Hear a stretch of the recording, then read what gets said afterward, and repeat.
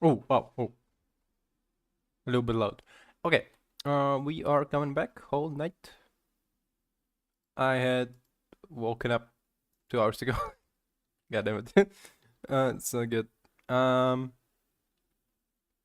my sleep schedule is in tatters. Absolutely impossible sleep schedule. One thing I'm thinking about.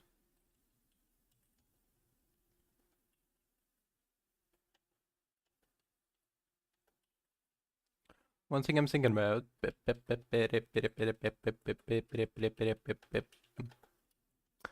that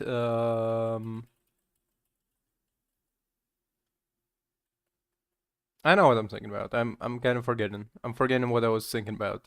Sorry. Um, but mostly we're gonna be doing God Home, right?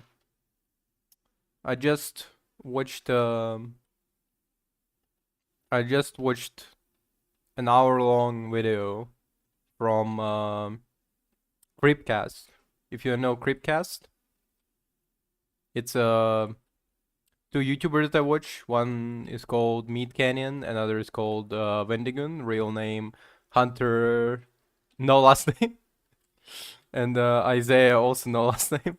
I don't know their full names, but like just I know the first names of both of them. Anyway, um, so they both made a channel where they read horror stories and like also react to them while they read it, like. And this week it was about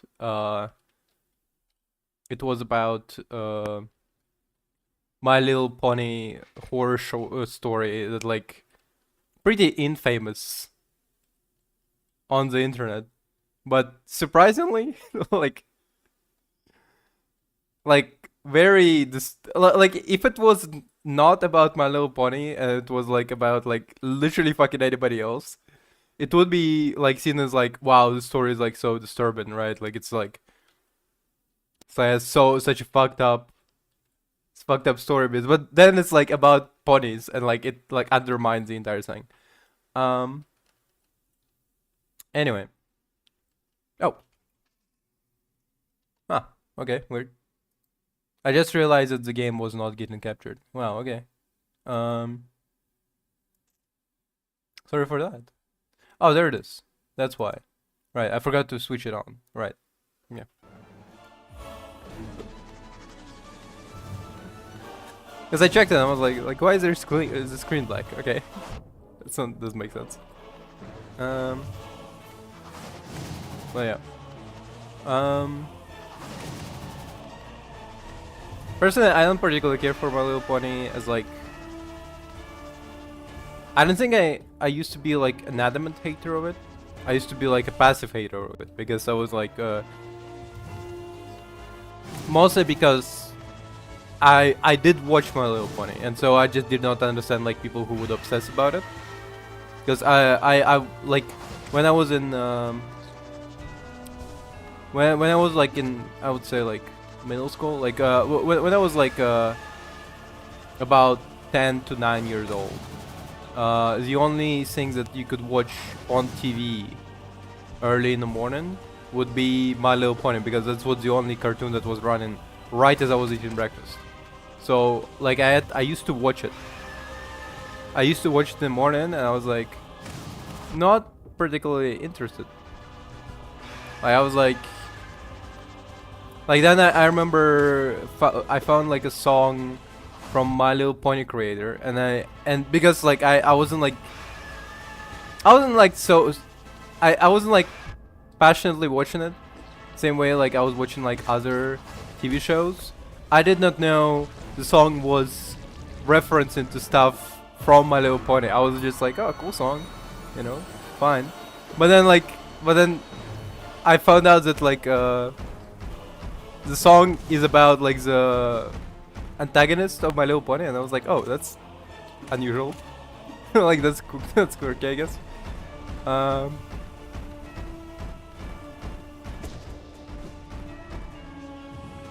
Um. So yeah.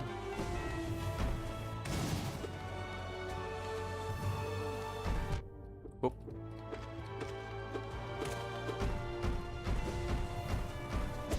Ah, missed that one. So yeah, I woke up, ate cereal, ate half of like an egg drop sandwich my neighbors gave me. It's an alright sandwich, but like I don't know why I couldn't like finish like the entire thing. Something about it was just like something about I don't know, it's like heavy sandwich, I guess.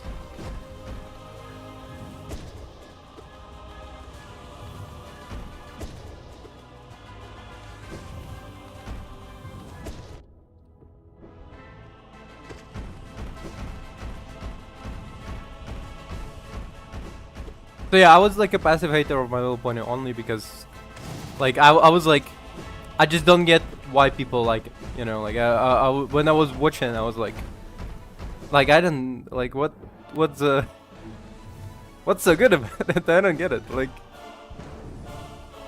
like it's like I wasn't hating on it because it was like, you know, like ew, My Little Pony, but more of like why are there such a big fans of it, you know, like.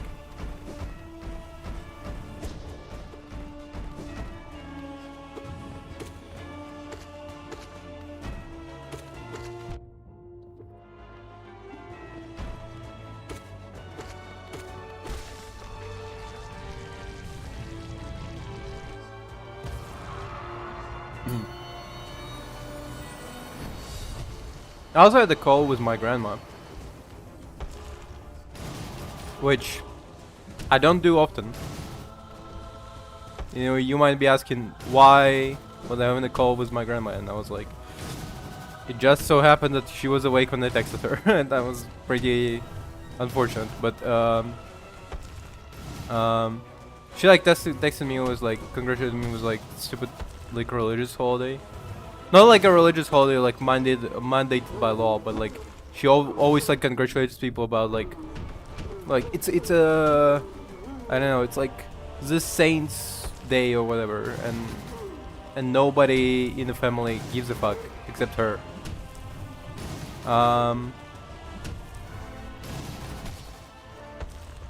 So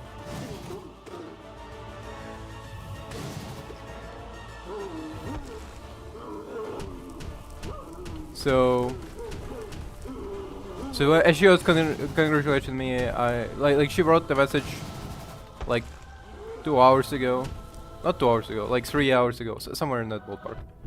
And I was like, okay, well it's 2 hours later. I'll write thanks, love you, thank you very much. Turns out that was a wrong move. That was like putting your dick in a bear trap, because she immediately like answered like oh my god, you're awake, let's call. And then before even waiting for me to answer on whether or not I can call, she immediately like dialed my number and called me, and I was like, oh fuck. Because usually like anybody else in my family, they would be like, yo, would you like to call? And then like they would wait for answer to be like yes, you know. But not my grandma. Not the grandma.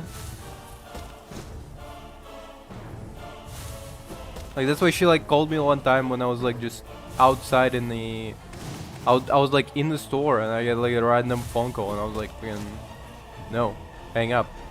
And it was like, oh, well, why didn't you answer my call? I'm like, I'm outside, grandma. Like, fucking. Not really the timing. Oh yeah. So I had a conversation with my grandma.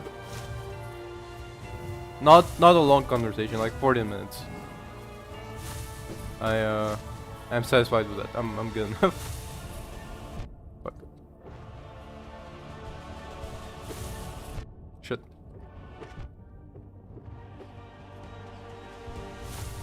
Ah, savage. Ah, fuck. Okay, that one on me. Fair enough. Tomorrow I'm gonna call with my parents, and I think I'm gonna probably do the laundry, like after tomorrow. It's about done.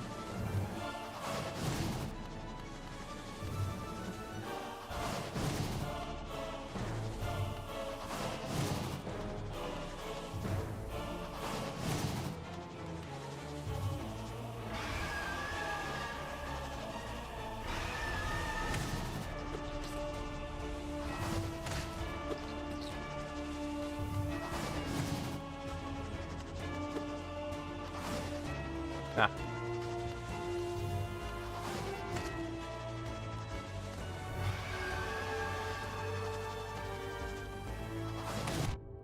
Shit.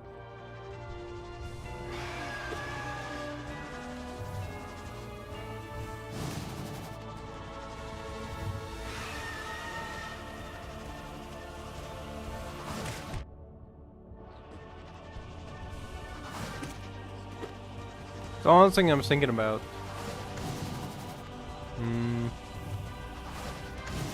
Oh yeah, I worked yesterday night on the video for the Bioshock 1. Just I already decided to re-record the entire thing, just listen to it. But like I still need to edit out all the and like pauses that I took. So it's like a consistent videos they can follow to like re-say it again. The problem with it is the fact that as I was working on it, my Adobe Premiere Pro just shut down. right as I was like in the middle of it, it just closed and like didn't save like any progress that I made. I'm like, oh, fuck.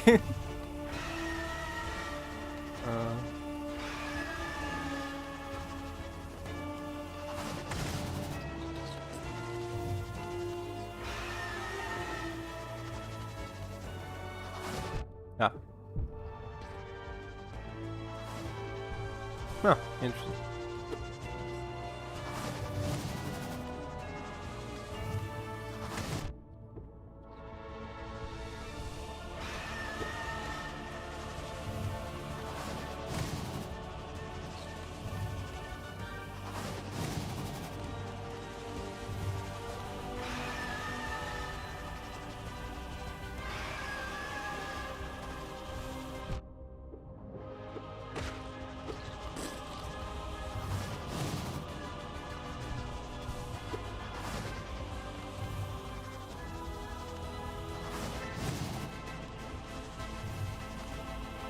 Like I had like multiple times as well when I was working on like a Blender project, when Blender just closed for no reason. I was like, oh fuck, and then I would open it and it would be all saved because Blender does like frequent saves for your project.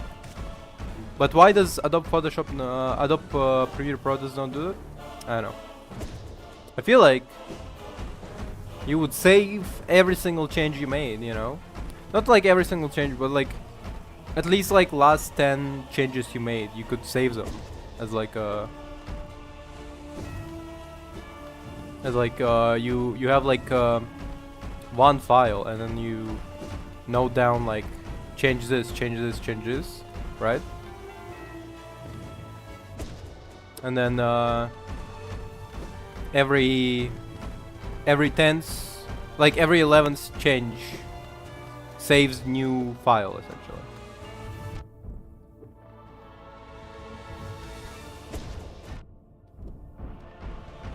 Because they do like autosaves, kind of. Because when I reopened the file, they were like, oh, here we have like a backup save, but like it wasn't like a real backup the same way like a lot of other things would back up. Like usually when you have a backup autosave. Usually whenever you have a backup autosave, you usually in most apps you have the save kind of just like, it's more frequent, I guess. Like it's more frequent, you know. But like for whatever reason, Adobe Photoshop insists on having like a Adobe Photoshop. Fuck. Why was I saying Adobe Photoshop? Adobe Premiere Pro insists on having autosaves be pretty infrequent, and I know why. What's like the reason behind it? Like if it's like something like space, you know, like oh we don't want to bloat your PC with like too many save files. Well, the answer is simple. Just have like save frequently, but do like every 10 saves, okay? Do like every 10 changes, you know. Every 10 changes you get like a new autosave. Or instead like save every single change, but every 10th change deletes the first one, okay? So you never bloat. Like you're gonna delete those changes anyway, you know, you're gonna delete those autosaves anyway, so why don't just delete the first out of 10 every and save like every change. I don't know, like I genuinely don't know why Photoshop Premiere Pro does not do it. But anyway, I'm gonna need to like re-edit the entire thing. The thing is about like me losing progress is the fact that as soon as I lost progress, I was because like okay, like it's pretty simple, William. The reason I have to talk to myself is because nobody wants to come into like an empty stream of me just sitting in silence and me like, you know, doing nothing. So I just talk about my frustration with Adobe Photoshop because I'm editing the video for Bioshock 1, right? And as I was editing the video yesterday, the Adobe Photoshop just closed. Like there was no like crash report or anything, just closed. And I know why. But then I was like, oh, okay, can you like give me like an autosave, right? And Adobe Photoshop gave me like an autosave like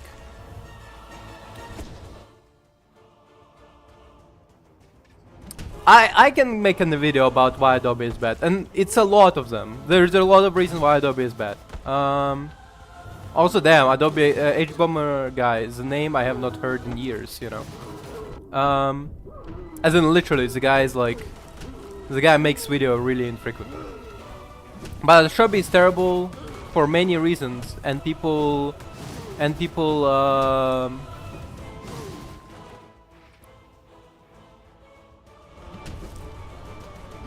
no, I have not tried DaVinci Program. And here's the thing, like I am at the very least of the opinion that pirating Adobe products is not immoral. Like, you know, like it shouldn't be illegal or immoral to pirate Adobe products. Because Adobe is a scam of the company. Anybody who works with them despises them. Anybody who works with Adobe products despises them. Like they released their own version of Blender that's like priced at like something like 60 bucks a month, and it's fucking terrible, you know. Like the idea is that like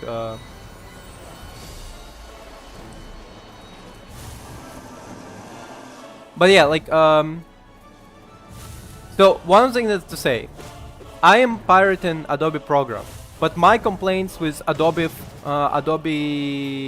Premiere Pro are not out of the fact that like, oh, I'm pirating the version, so you know it's like it comes with like glitches. Like maybe it shut down in the middle of me editing the video. Maybe it shut down in the middle of me editing the video because I pirated. That's not my complaint about it. My complaint about it is the fact that it does save so infrequently that it literally doesn't like make sense. Like why are save files so far in between? The point where I lost like 30 minutes of work just because because my game, not my game, sorry, because my Adobe Premiere Pro shut down. Like answer me this, you know? Like why is user interface so weirdly structured? Why is there such such infrequent saves, why it like bogs down your system to work on it. Like Adobe Premiere Pro is legitimately like it's difficult to run even on a good PC, you know? I have pretty good PC, it's difficult to run Adobe Premiere Pro on it technically, you know? And that's definitely not because I pirated it, but because people legitimately dish out complaints on how clunky Adobe Premiere Pro is on good computers. Like even on good computers, it's like so bloated that like there's no like using it is like put strain on your system when you can like run Cyberpunk on it, you know? So the question is like why, you know? All of those questions Adobe will not answer. Other complaints that I have as non-pirate, like here's the thing, I will also like, I wouldn't mind paying for Adobe Premiere Pro if it wasn't like a subscription-based system. Why do I have to pay $60 a month to access Adobe Premiere Pro? What the fuck are you talking about? I want it forever in perpetuity. I want it to be, you know, accessible on literally anytime I want it, instead of having to pay for it like monthly. What are you, a fucking tax person? Like why are you collecting tax on me like making videos, you know? Like it's bullshit, you know, and that's why I'm pirating Adobe Premiere Pro. If I could buy it for like $60 and like it would be mine in perpetuity, I wouldn't mind, you know? I wouldn't mind spending $60 on Adobe Premiere Pro once. But spending $60 on it every single month, that is fucking so absurd that I will legitimately bomb fucking Adobe headquarters, okay? Like I will send them fucking pipe bomb if I have to. Like it's Adobe is shitty as a company for a lot of reasons, and everybody knows it, to the point where it's almost like it's almost weird that HB Bomber guy making a video about it now. Like everybody knows Adobe is shit company. That's not like secret. One of the interesting things that they do is the fact that they give out free subscription of Adobe products to like students, college students. And so if you're a college student, you can like enter your college ID, and they give you like free license for like 10 years or something. But so it means that when you graduate college, you'll be so familiarized with Adobe system that you will not want to change. And then like let's say you're an artist, you're using Adobe Photoshop, and then you try to and then you want to like, you know, want to start editing the videos with it, and then you go with Adobe Premiere Pro because I mean like it's gonna be cheaper if you just buy a total license, and then they got you by the fucking balls, where you spend like 100 euro a month on Adobe subscriptions. And that also not all of the Adobe subscriptions. You spend 100 euros just to access like Photoshop and Adobe Premiere Pro, you know. But you're not spending but they also not give you like example their for money Blender. Blender is free, but Adobe for some reason wants you to pay for Blender as long as it's Adobe version of it.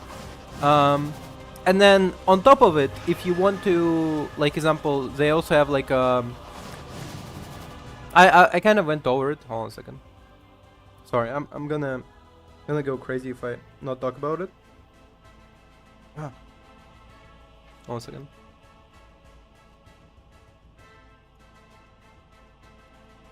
Okay, if we go in a minute.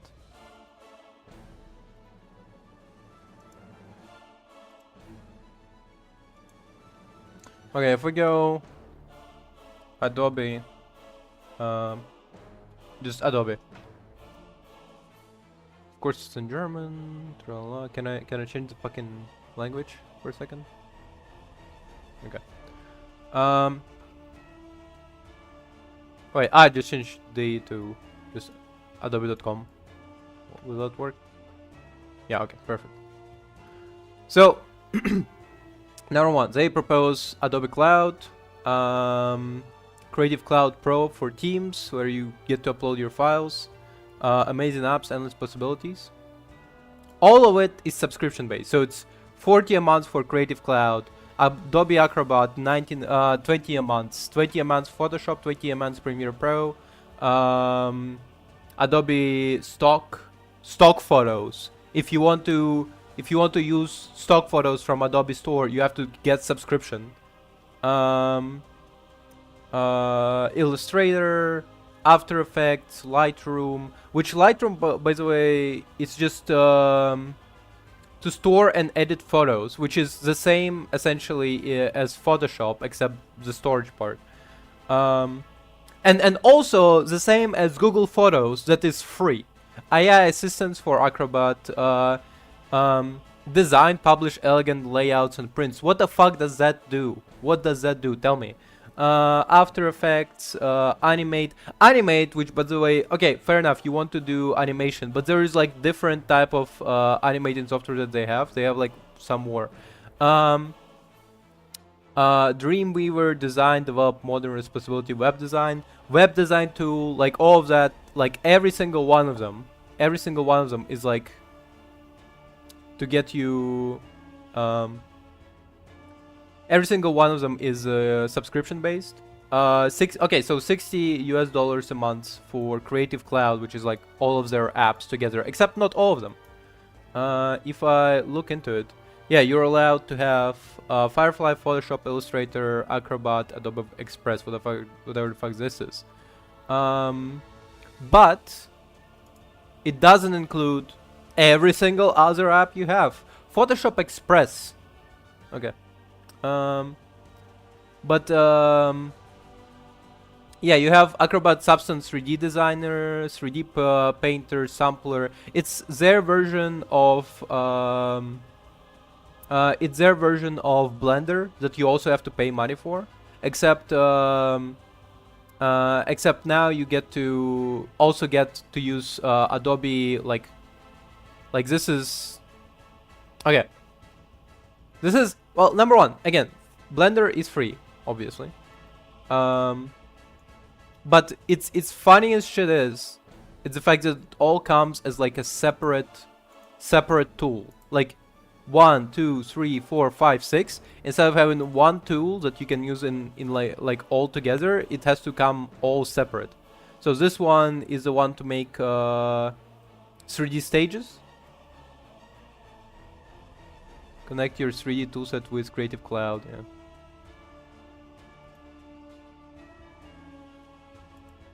This one gets you real-time, you get to real-time see how it works to stage it. Like all of these tools you can access on Blender for free, you know. But no, you have to use 6 different Adobe Photoshop apps to connect them all into one. Oh yeah, VR. Guess what? Unity is free to use. Unbelievable. I think one of them is augmented reality experience, no coding required. Is that the one where you like scan shit? If I remember. Anyway. Acrobat Reader. All of these fucking apps. All of this for some fucking subscription based or some other bullshit. It's fucking absolute dog shit that I absolutely don't support. I wish Adobe went bankrupt.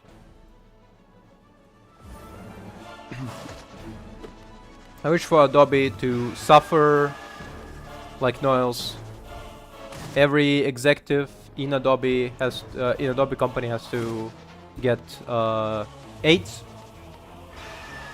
I don't know what else. AIDS, cancer, 10 plagues. 10 different plagues. You got Black Plague, Bubonic Plague, you got the I don't know, every plague. The plagues of Egypt, you know, all of those. All of those against the Adobe Adobe people.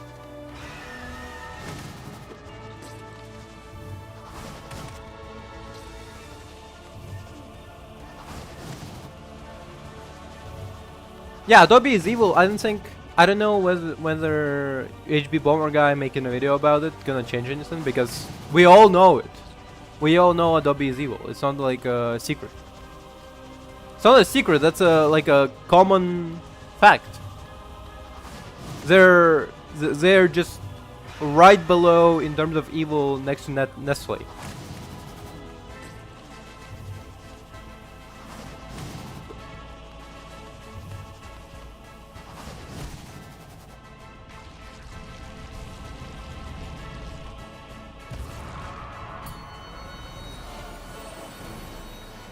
I feel like also, if we're talking about like evil, I feel like companies like Adobe and Nestle are more evil than BlackRock and no, actually, okay, hold up. BlackRock is like a consulting firm, so I don't know. Actually, on BlackRock, I'm not sure. But like example, like they're less evil than Palantir. They're more evil than Palantir because Palantir is like it's like a US company that's like responsible for US spying on its citizen. But I feel like it's like a very specific brand of evil that, like, you know, they cannot also, you know, make fucking candy or something, you know. Like Palantir not gonna be out there making candy and then like the way Nestle is evil, like Nestle is evil while not being tied to government, you know. Like BlackRock and Palantir and like Lockheed Martin are evil in the sense that they're tied to the government and they're doing government's bidding in terms of like they're doing government bidding in terms of evil, you know, like they're contracted to do evil. Nestle and Adobe are evil in a way that like they're doing it for the love of the game. They're doing it for like they're not obligated to be evil, but they are doing it nonetheless.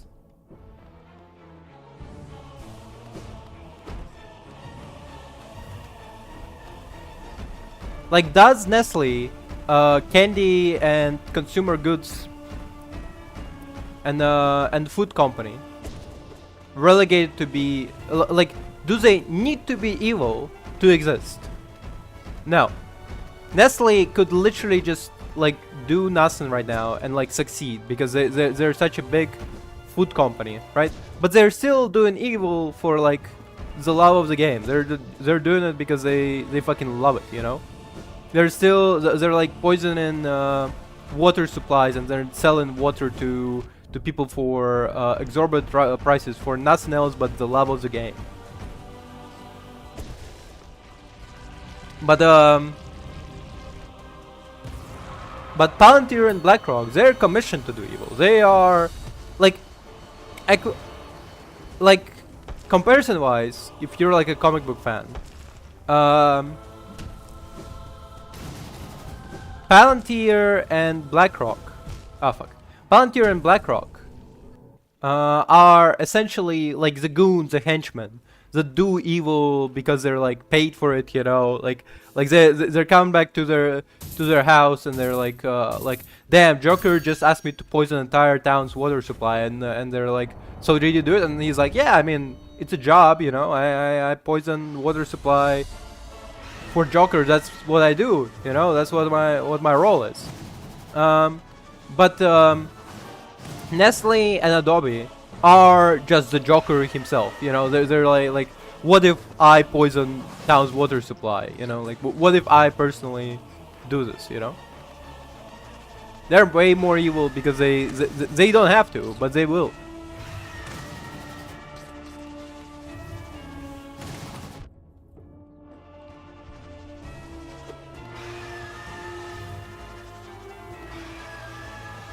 And also, by the way, I don't mean I don't mean to say that BlackRock and Lockheed Martin are not evil, but I am saying that they are like evil on like a scale where like I can understand it, where like I'm contracted to do the job may be evil, but like, you know, I have to do it. It's like banality of evil, of like sending Jews to concentration camp while being like nothing but pencil pusher. Nestle is evil in the sense of like, being specifically the guard that like pushes the Jews into the chamber, you know? Like both are evil, but one of them is like evil on a scale that I can understand, and another is evil on a scale where I have to go like, what the fuck is wrong with you specifically, you know?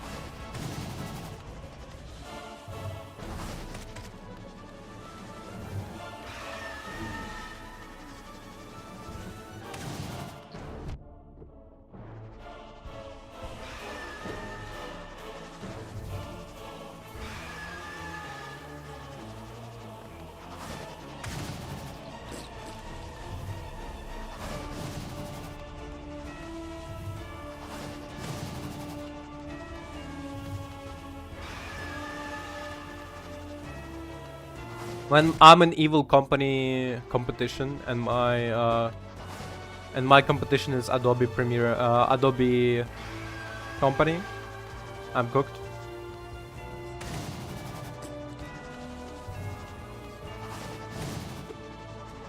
Charging 60 a month to use Photoshop is fucking, should be illegal. Like there's many alternatives that are free. And Photoshop is not only your only choice. It's just more of like a...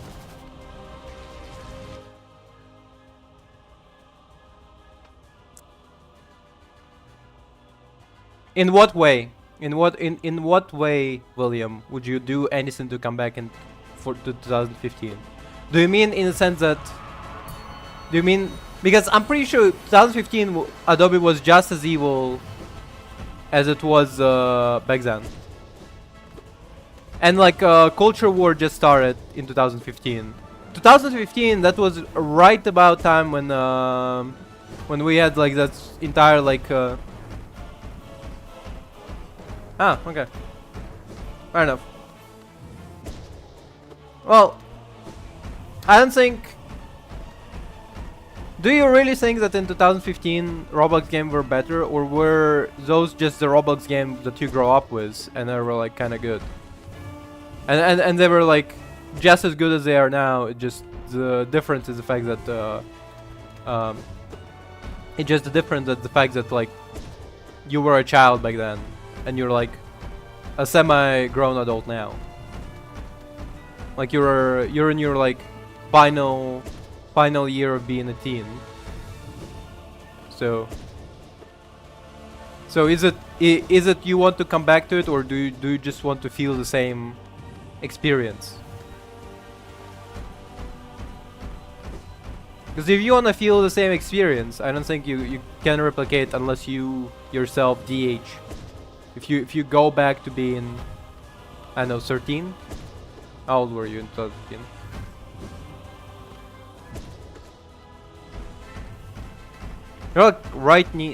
You're like about 19 right now, if I remember correctly, right? So 2015 would be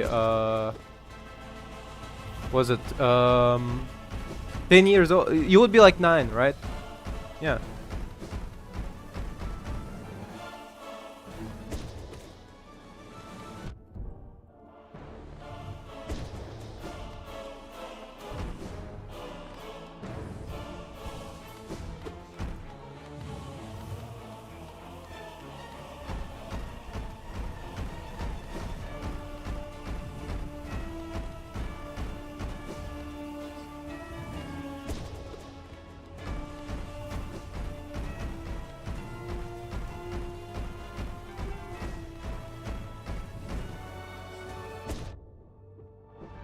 Like, I assume Roblox games just have been improving since then. It just, you know, you're older and you don't feel the same joy from Roblox games.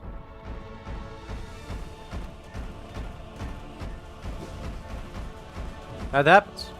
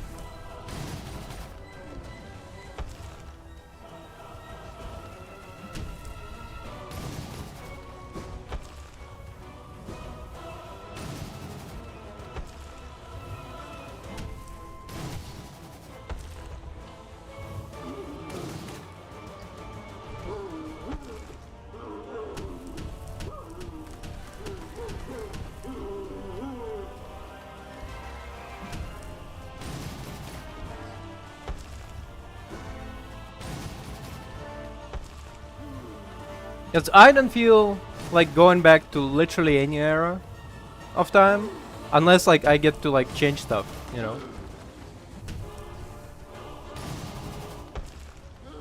Like the only reason I want to go back in time is because, you know, if I could do like a regressor shit where I go back and like change my like financial stand and stuff, you know. If I can just go like invest in Amazon even harder, you know. Not harder, like invest in Amazon, just in general. Invest in Zoom during the right before COVID hit. Oh god, that would be so good. Invest in Bitcoin right before it started gaining popularity. Oh lord, that would be good. You know. Never date my ex. Oh god, that would be perfect. If I could do that, yeah, I would come back in time. But like, if it's just to experience stuff I already experienced, I much rather not. Thanks. My life was always kind of like trash, so you know, I'm way more satisfied not revisiting time. Not to say I lived the most awful life. There's people who are less fortunate than me, but like, you know, by my position, it always could be better. There was always could be a greener grass, and the grass that I experienced was just like a little bit green, you know. It's like it was just the snow was just getting melted, and like there was a little bit of green grass, but like, you know.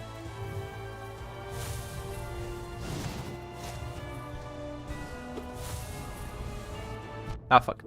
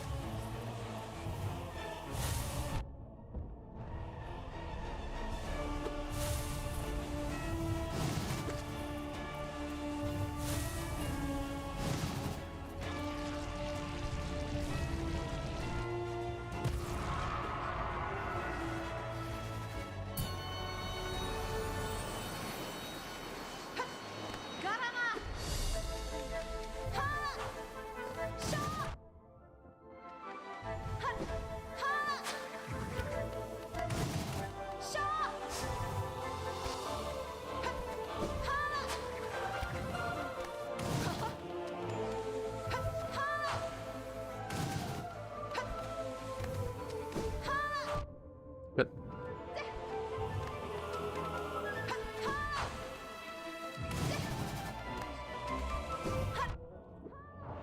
Okay.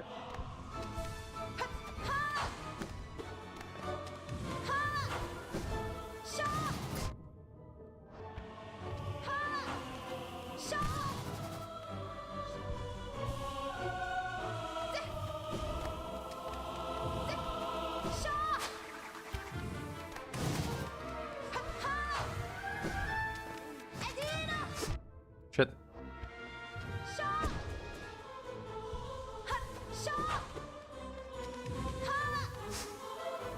Ah, bitch.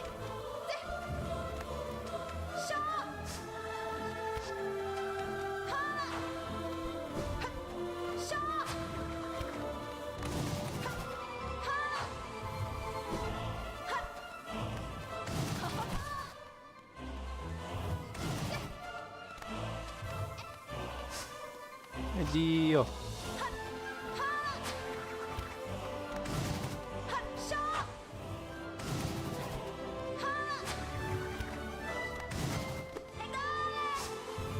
Dale. Yep.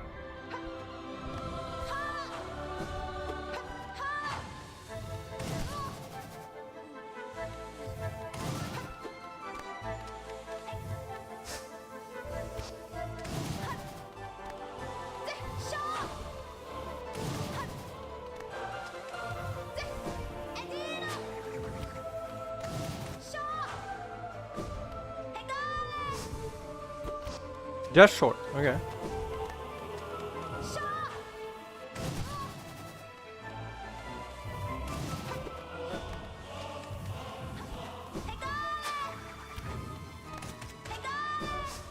Action.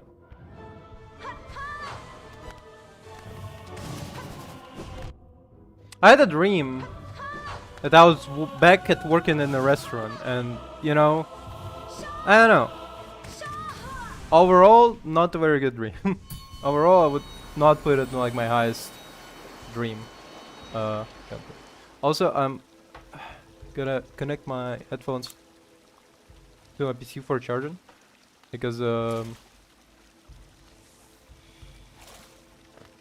heard the sound of like it being out of battery. So yeah. Wait, so even the black notch? Oh wow, okay. I thought this was the only one that would stay. Okay.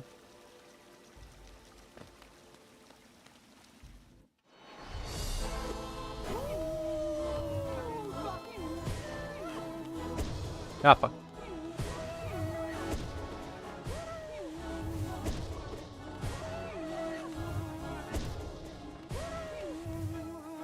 Ah, shit.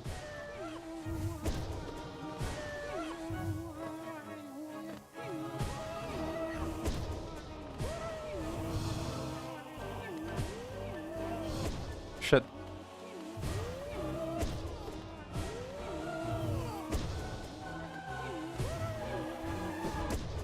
I by the way, okay. I read manhwas, which is like a Korean manga.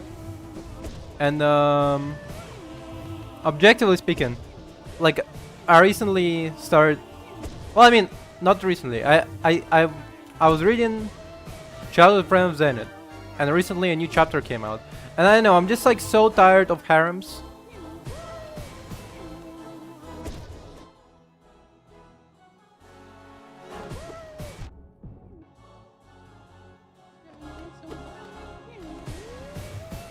I'm sorry, Dota, nobody can be great like you, okay? You fucking stole my girlfriend! You bastard.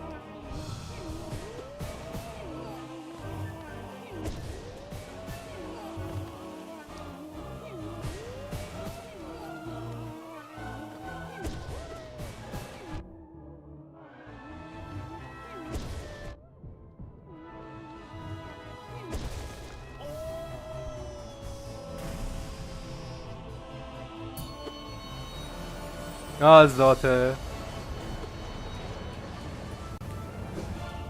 You are the OG. What do you think of Dang Defender, Zote the Mighty? Fuck.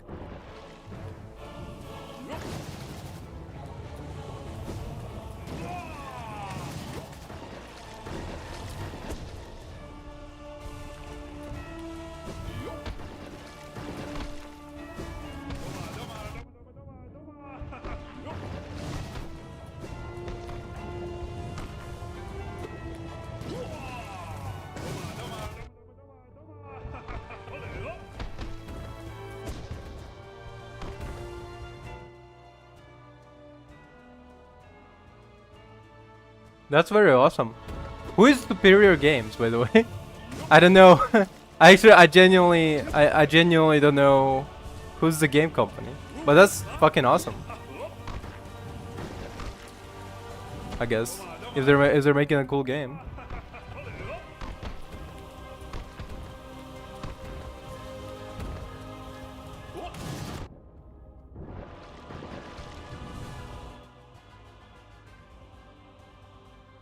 I don't know. Finding Frankie. Okay, hold on. See. Let me check out. Finding Frankie. Huh? What the fuck? Okay. Okay, never heard of this. Like, never heard of this game.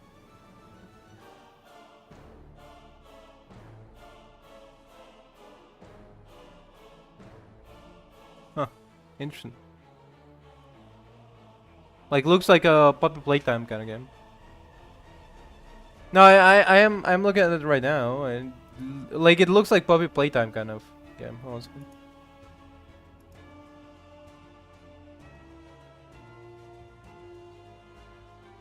Oh, interesting. It's reminds me of there is this game called, was it My Friend Zombie or something, where like you're like a zombie doing like an obstacle course. So it's, wait a minute, so it's like essentially Frankie is like a Puppy Playtime kind of character. But you also do obstacle course kind of like in Squid Game, by the way. Oh, okay. I see how it is. Interesting.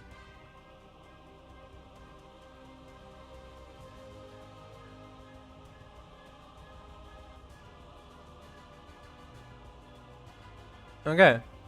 So they only made this one game. I mean, the game looks kind of cool, I guess. I don't know how to say it. It looks alright.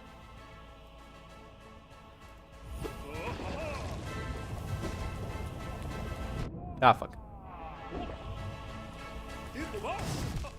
Shit.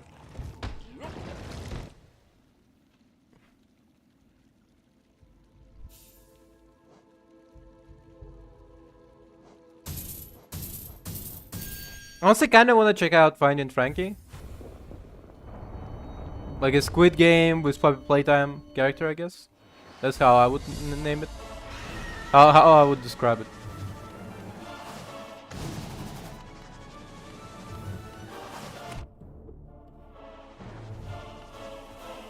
It's Zota the Mighty. Zota the Mighty, the greatest warrior of Holonest.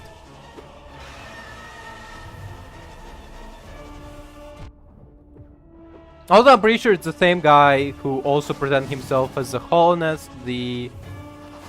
I don't know why you always ask that question, because it's like William, I don't know why you always ask the question whenever there's somebody like new on the stream, because if they're a new person, I wouldn't know who they are either. They just arrived, okay? Like, it's not a... But it's all this time it's Zota the Mighty, so it's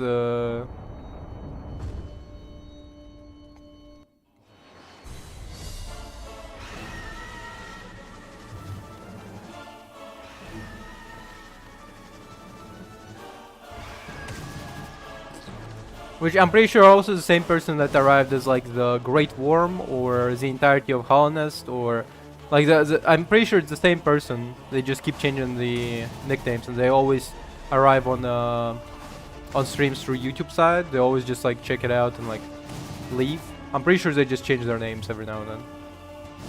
But they always like same character. I don't know if that's true, but it feels like it.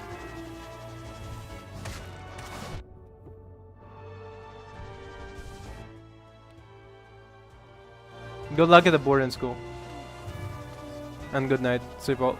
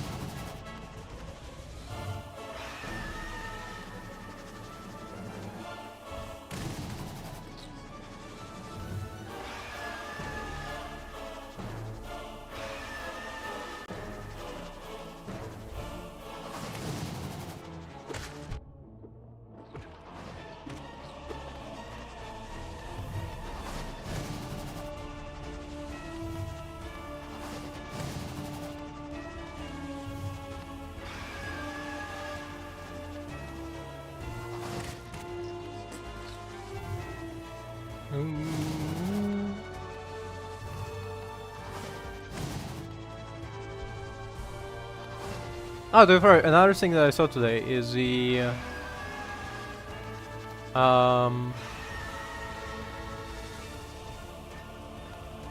goddamn, how fucking many will he summon?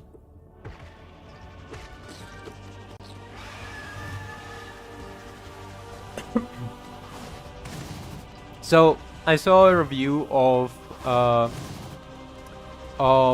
New World of the War of the Worlds 2025, which I mean everybody's shitting on them right now. I didn't particularly want to watch it. I figured it's a bad movie, okay? But watching a review, fine, you know, whatever. And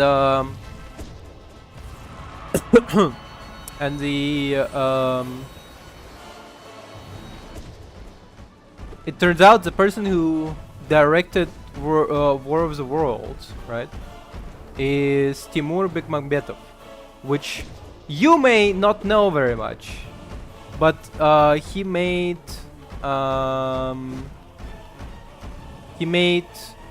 movies like Number 9, which is like a 3D movie that's supposed to appear like a stop motion, but like it's a 3D movie about like weird like puppets who have like souls and stuff, and they're like living in like post-apocalypse.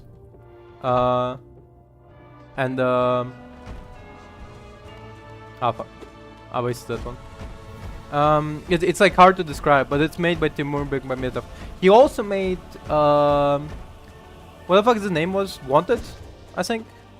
It's a movie with Scarlett Johansson. No, not Scarlett Johansson. Somebody else. The woman who acted in Tomb Raider. I forgot her name, but she was like Samson Jones. Anyway, she was like known as like super hot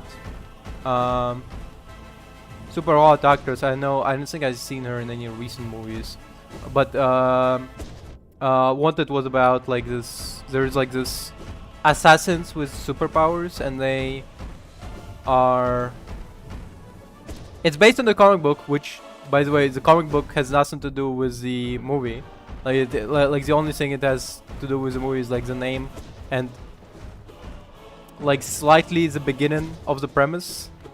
Not even like the main premise, but just like the not even like the main premise, but just the setup of how you start the movie. But the premise of the movie is that there is like assassins with superpowers, and they're all guided by this ancient loom that in binary tells assassin names to this like assassin order essentially, and the main character turns out to be one of those like destined to be super cool assassins. And Morgan Freeman's there as well. And they have like this they had like this epic setup where as one of the assassin's superpowers is being able to curve bullets in midair. And it's pretty cool. But yeah, he made Wanted, he made the Number 9 and Apollo 13 mission, Unfriended, Dark Web, and the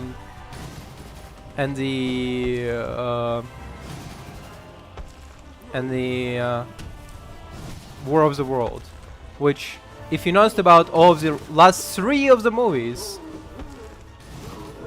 is that they like 2 of them were filmed during COVID, and so was technically War of the Worlds, but it only got released now. And that's the reason why their premise is the fact that like these people are stuck in one building and they can like exit, and so they're filmed for cheap, essentially. So essentially, like, he made 3 movies during COVID, and they, like, 2 of them were released during COVID. So it was, like, interesting, you know? And one of them got released only now, and people are like, why the fuck would you release a movie about, like, essentially that was filmed during COVID, with, like, limitation of nobody can, like, meet, so everybody does like, calls over Zoom. Why would you release it now? And, like, well, because the movie is bad, most likely. The movie was so dog shit that they were like, I don't know if we can, like, release it now. And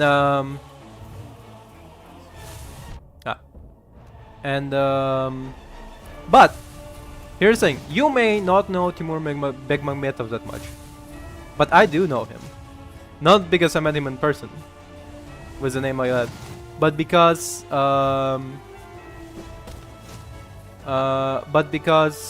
he made a lot more movies than just those. Those movies are just. The reason you know him from those movies is because they're made in English.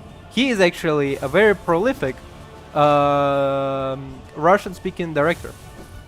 He made a lot of movies.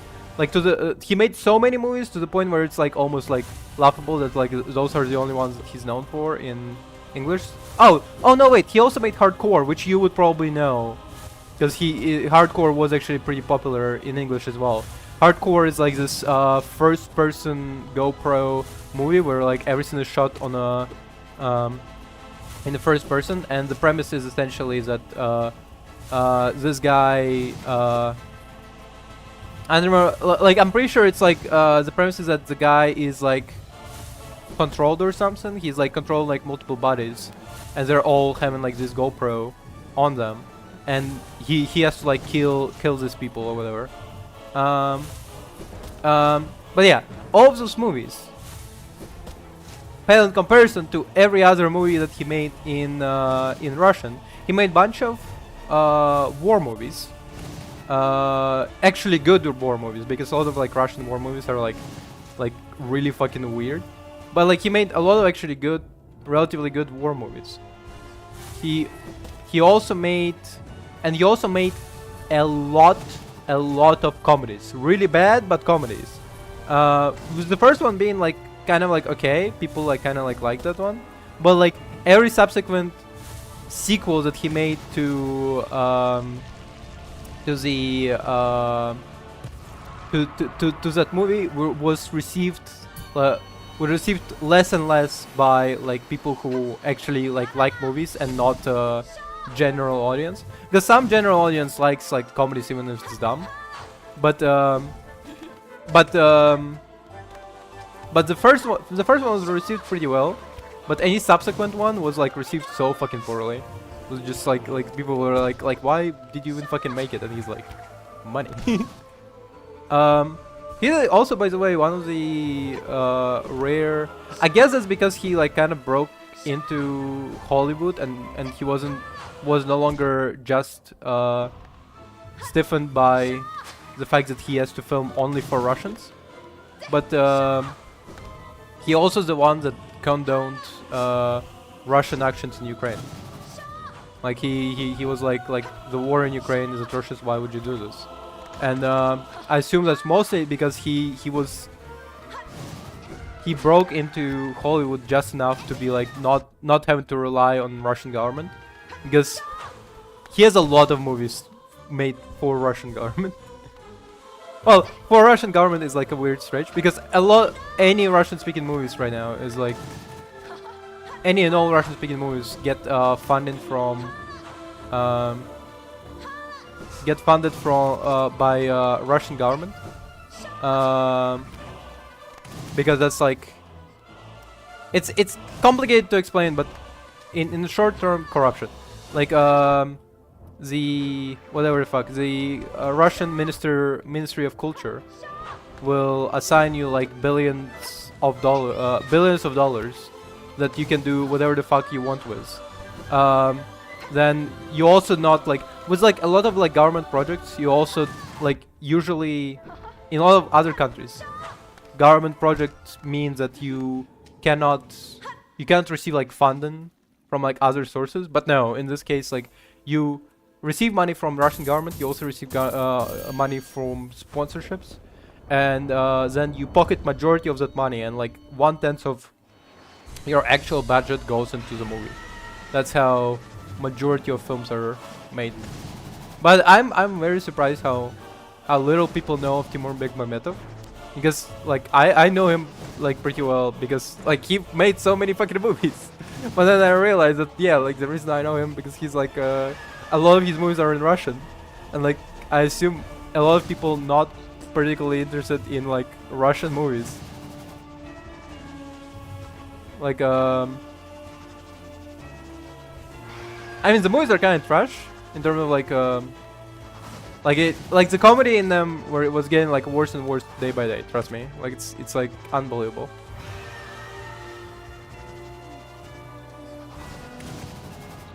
It's just hard for me to believe that, like,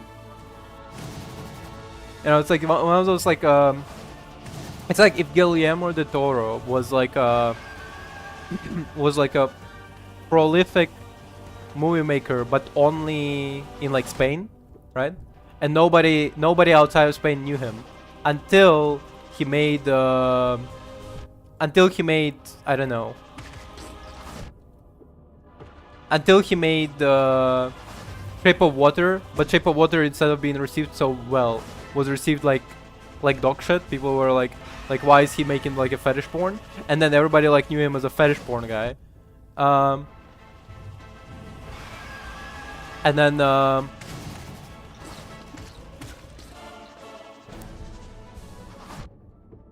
like bunch of Spanish speakers going like wait a minute, no, he's like very famous for making movies. Like some of them are kind of dog shit, but some of them are actually good.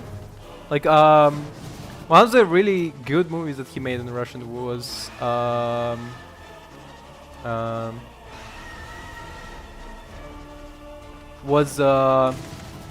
forgot the name for him in English, but essentially translation is like Watchers, I guess. Like the premise is the fact that there's like supernatural world, right? And there's people who can see and interact with supernatural, and they get fueled by blood, like vampires, right? Like they're regular humans until they drink blood, and then they wait, what? I just now noticed. Why is the cursor visible? It's weird. Huh, weird. And I can't move it outside of the options. Ah, that's weird. Wait, what if I... No, that didn't fix it. I don't know why, what? That's unusual. But Watchers is like a 2-series movie. One is called Night Watch, and the other called Day Watch, and another called Bay Watch. Day Watch, Bay Watch, funny. But the premise essentially that you have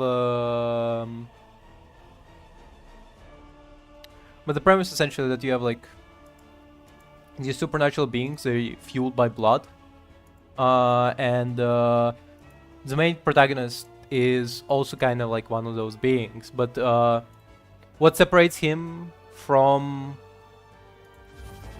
like the bad ones is the fact that the bad ones do it without, like the bad ones do it on like the bad ones drink human blood without like regard for human safety, and the good ones drink sometimes human, sometimes pig blood for to stop the bad ones, you know. It's like essentially if there was like I don't think that's hard to like imagine, I guess, like with all the vampire media getting fed, that there would be like oh, there's like bad vampires and they like eat humans regardless. But here's the thing, vampires are really non-sexy in this one. Like vampires are not immortal. They're superhuman, but they're not really like immortal, you know, super strong vampires. And like they are above regular human. There was even like I remember one of my favorite Russian rap songs was about dark. It was made as like I think promotional material for the Dark Watch, and it was so Night Watch, I guess, and it was so good.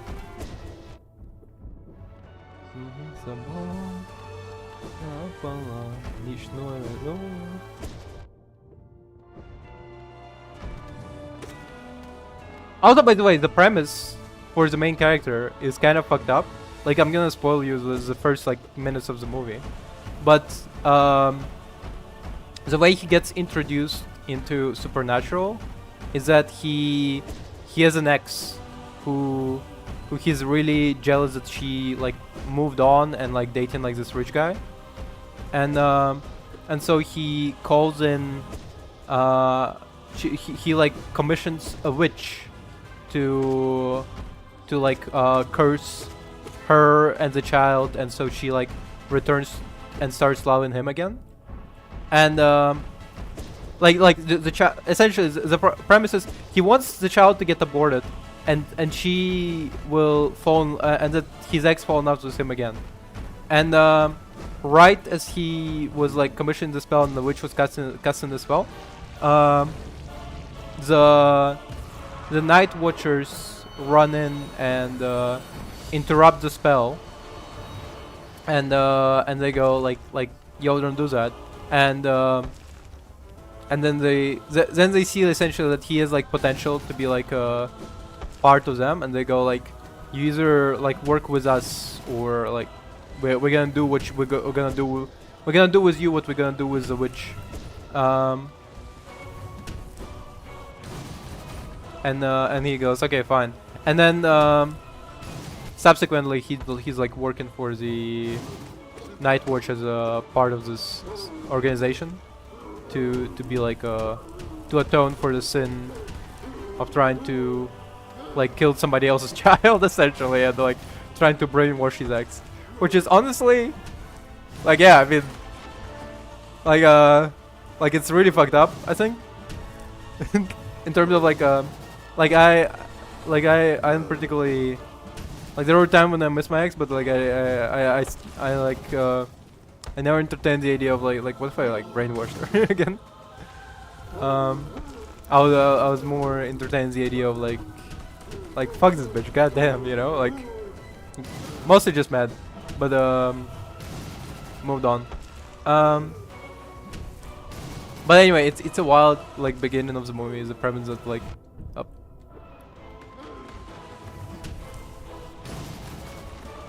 the premise of the movie is the fact that like the main character goes to a witch to perform an abortion, a spell, casts an abortion spell. Oh yeah, abortion spell is not correct. It's miscarriage spell, but like either way, I think it's you know.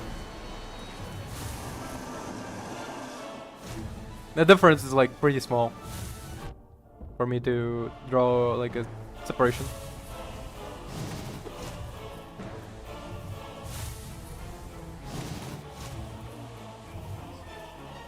Because miscarriage spell is essentially an abortion spell. Because you're intervening with the fetus life.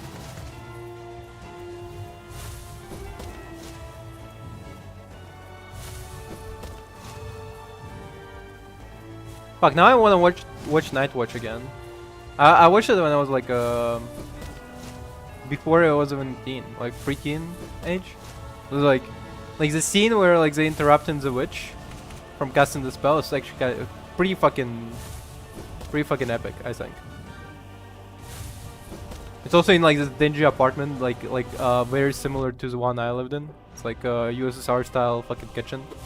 Oh god, it's fucking cool. Like, the thing is,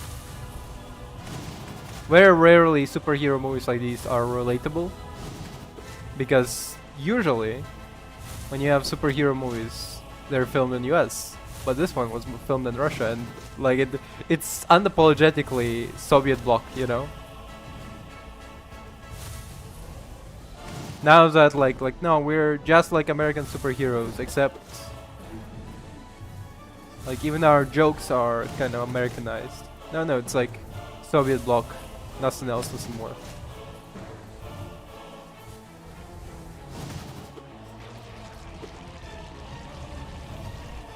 Damn, now the mouse cursor is really bothering me. Like, why is it visible? Why is this? Why?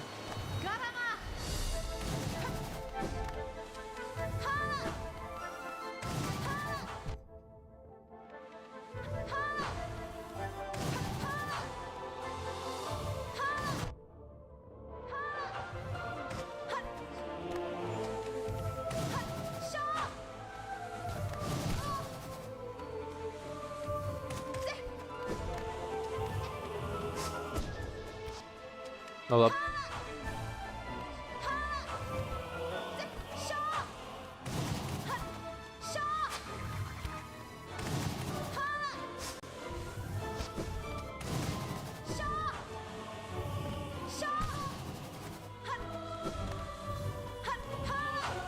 Ah, shit.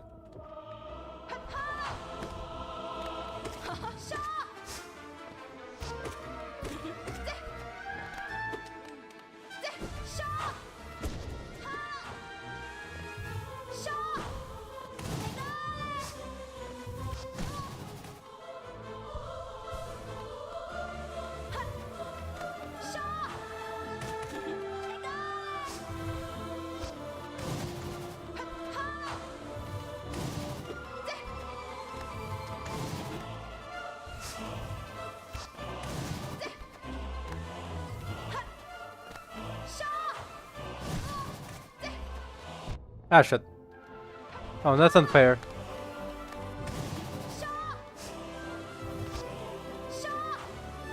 Fuck.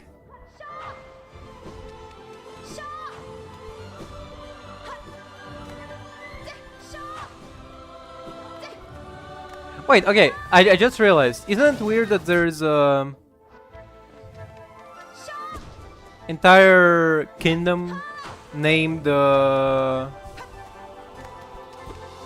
there's entire like kingdom in here made out of bees, and then Hornet is named after another type of like bug, because she's like not a hornet, right? She's like a, I don't know, whatever the fuck she is, like part spider, I guess.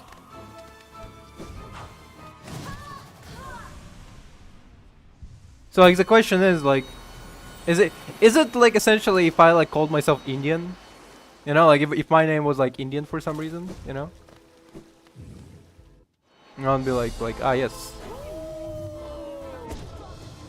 like do you get what I mean?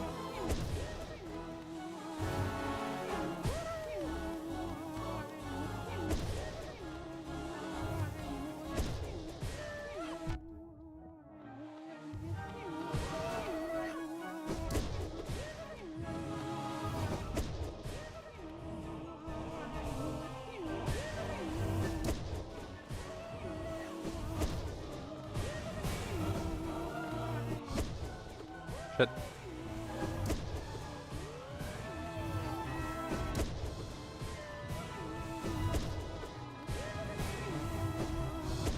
Shit.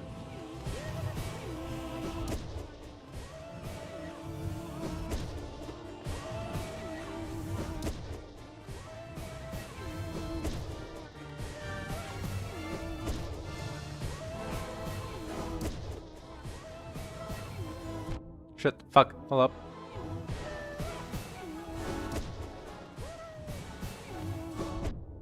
Fuck.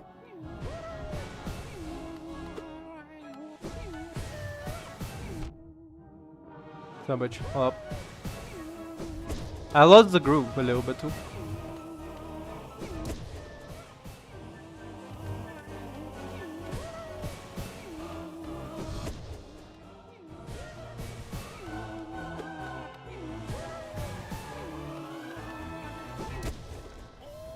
I feel like which one is more evil? If you cast a miscarriage spell on somebody, or if you cast forever like love spell. Because one is like miscarriage is kind of like a really traumatic event, I guess.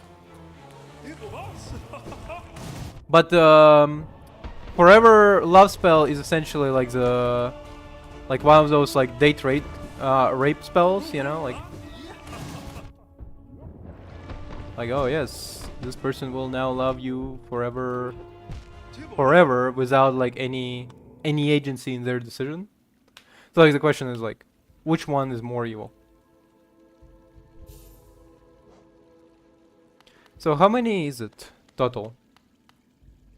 If you look at this, right? Okay, fine. 1, 2, 3.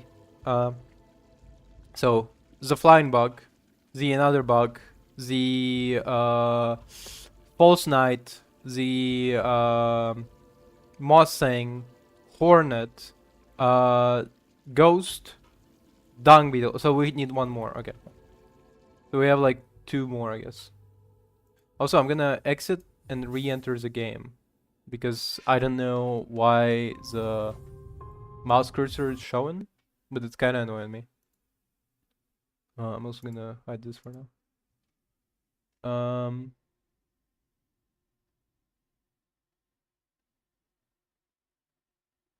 Sorry, I just resorted all of my...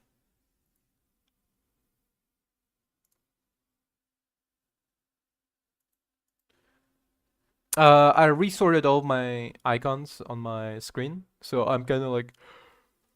kind of having a hard time finding some of them. Why did I resort them? Well, because I had like some stuff that I wanted to be sorted together on the same screen, and I was like, oh fuck, I need to sort them out, you know?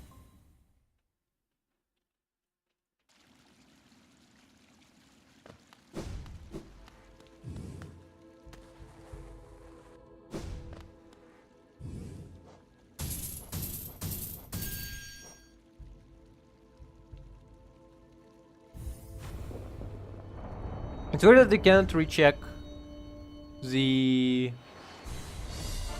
can't recheck what bosses you're going after.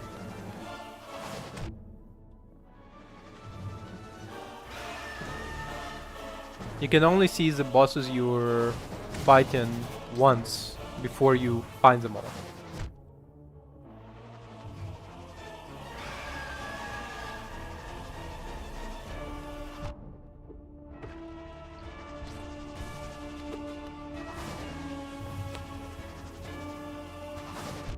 Actually.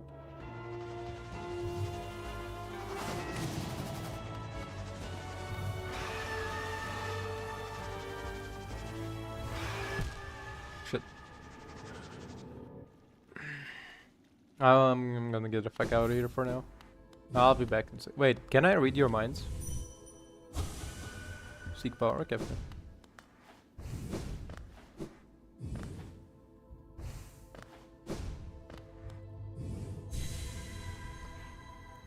Much noise as well. Actually, hold up.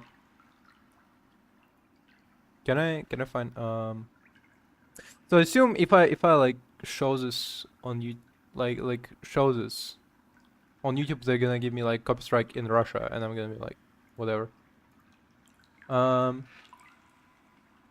Night Watchman.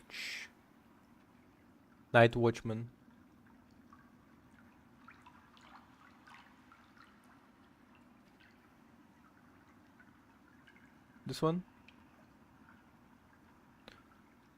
It's not this one, for sure. It's gonna be, no, not 1994. Okay, hold up. Night Watchman, I guess. Fuck, Night Watch. I know I always spelled it so bad. One second. Night Watchman. What? How did I? What? Okay, hold up. I spelled it twice. Night Watchman. Not Korean drama.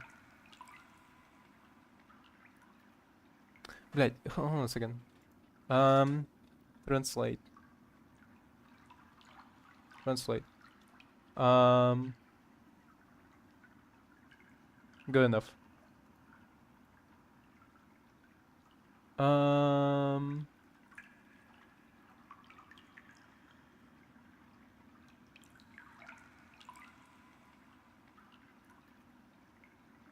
Yeah, it just translates like that, so fair enough. Actually, it is over. Oh, so it is this one, straight up. I'm not gonna buy it right now, but like that kind of bit. Oh no, it is.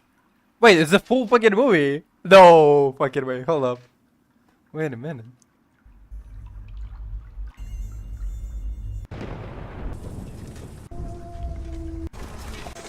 Называющих, истязающих род человеческий. Это встали воины тьмы. Okay, it's fucking crazy that there is like a full fucking movie. Especially because like right now you can also buy it on YouTube. Нельзя творить без согласия. И было сказано, что будет дневной дозор, чтобы следить за силами света. И было сказано, что будет ночной дозор, чтобы следить за силами тьмы. Но через 1000 лет придет великий иной, который встанет на сторону зла, и мир погрузится во тьму. Oh, that's so cool. Okay, well, number one, so description is that like essentially there was like people fighting against darkness, and essentially it was told that there's gonna be night watch to see over the powers of darkness, and there's gonna be day watch to see over the powers of light. And one day there comes one great powerful, the other, that will like take everything, like change how the world works. And then you have this. Здравствуйте, я по объявлению. Фотографию принес? Да. Сейчас. Сейчас. Проходи. Yeah, we're gonna skip a little bit. Не волновайся. Ты уж извини, что я тебя сыном-то зову. Для меня вы все... У меня, знаете, такая история. Знаю я твою историю, Антон. Любил ее, заботился о ней. А она третьего дня взяла, побросала чемодан вещички. Раз, и ушла к другому.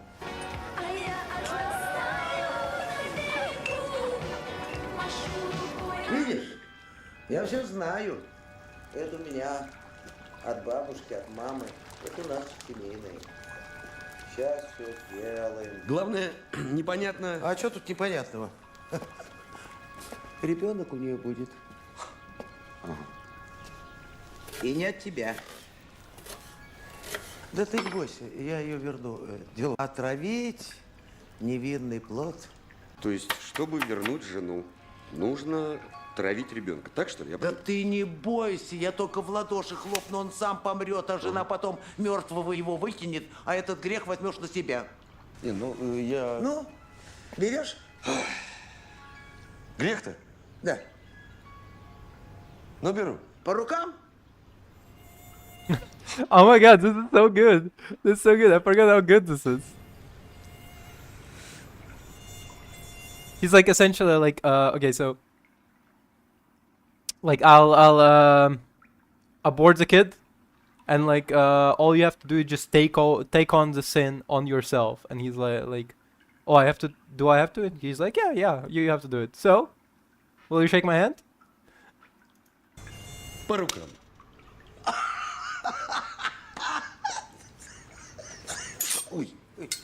Не больно, не больно. Сейчас мы тебе... Сейчас все сделаем. Не волновайся.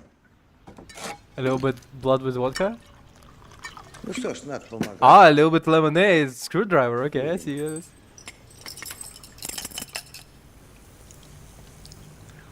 Да не бойся ты. У меня все стерильно. Ну пей. Смеетесь, что ли? Это же... А тебе что, ингредиенты нужны? Или эффект? эффект. Ну тогда пей. I'm surprised that he has to drink it. Okay. What a spell! Like a little bit of blood in vodka with juice. Машу рукой, а сердце замирает, и ничего поделать не могу. Oh damn, the music kind of works. The music is like, he's taken away my heart. I can't do anything about it. Нам надо расстаться. Ну, We have to вот и break up. молодец. Все. Так. Ну, приступаем ко второй части. Возьмемся за детеныша. Красная вода, чужая беда, да гнилое Motherfucking сено, casting a spell. да лихое племя, что было, того нет. Приходи, тоска, тоскующий, сухота, спотущий, приноси клещи железные, потирай душу безгрешно. Со всякого потроха жил, с горячей крови, из белых рук, с быстрых слез, ясных очей, с пухлой головы. Слов моих не отвратить, слов моих не оградить.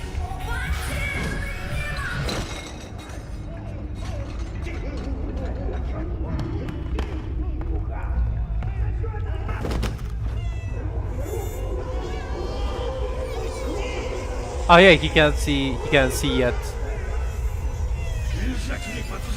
Руки, не держи, Илюха, слышишь, руки!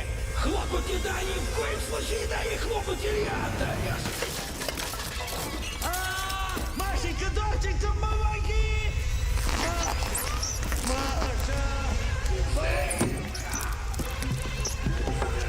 God, it's such a good movie. Okay, honestly, like definitely a recommendation to watch. Сейчас голову под скот, нарву твою! Стоять, тварь, не двигаться! Слышишь, нельзя, стоять!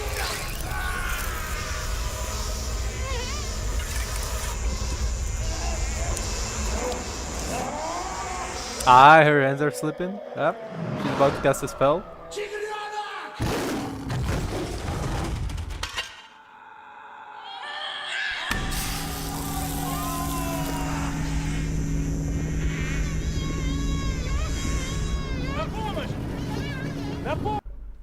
Не виновата я. Да ладно, не виноват. Это трибунал решит. Да. Значит так, Дарья Леонидовна, вам меняется нарушение договора, статья 13, пункт Б. Заговор и покушение на убийство по предварительному сговору группы лиц. Место работы и должность. Надомница. Okay, yeah, cool movie. Honestly, like I can't say I wouldn't. Wait, so I get to National War. Песня, there it is. And then there is also a song for it.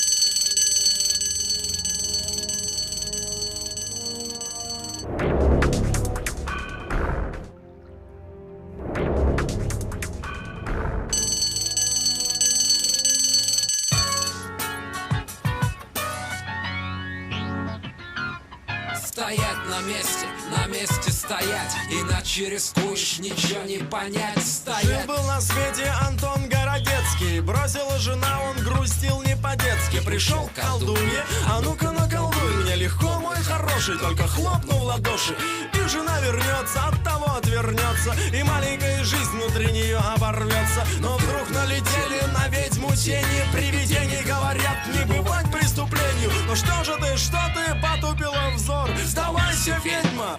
Ночной дозор. И треснул мир напополам, дымит разлом, и льется кровь, идет война, добра со злом, и меркнет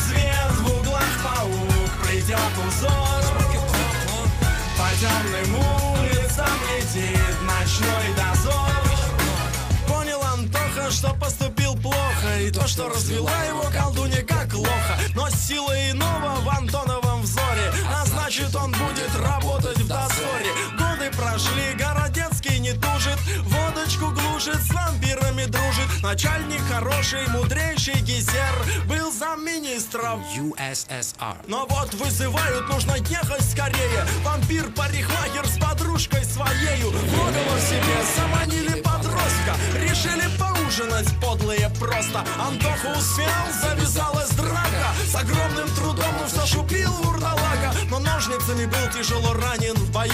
При смерти был, можно сказать, на краю. Но добрый Гизер его вылечил быстро. Еще бы, а вы кого не берут в замминистры? И треснул мир напополам, дымит разлом. И льется кровь, идет война, добра со злом.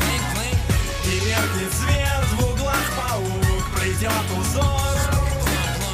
По темным улицам летит ночной дозор. Дальше беда за бедой, как по нотам. Ворона залетела в турбину самолета. На теплоцентрале чего-то взорвалось, а Света виновна во всем оказалась. Но встретив красавца, Антона влюбилась, и разрушение остановилось. Но свой Завулон из дозора дневного сделал из сына Антона иного. И как с этим справится наш герой? Все на просмотр картины второй. И треснул мир напополам, дымит разлом.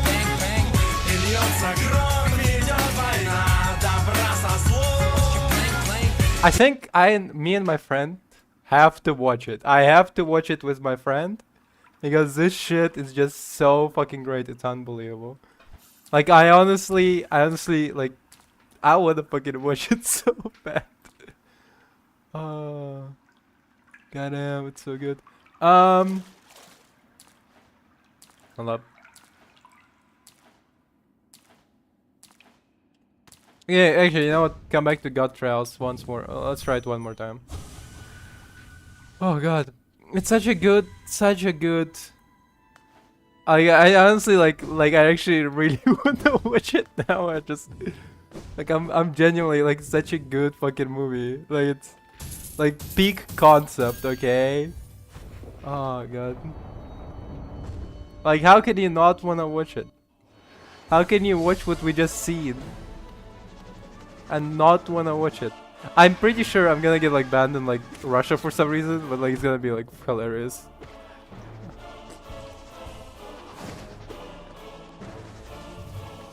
Oh fuck, I increased the volume on my headphones because like the movie wasn't such a like so quiet. But like the game is way louder.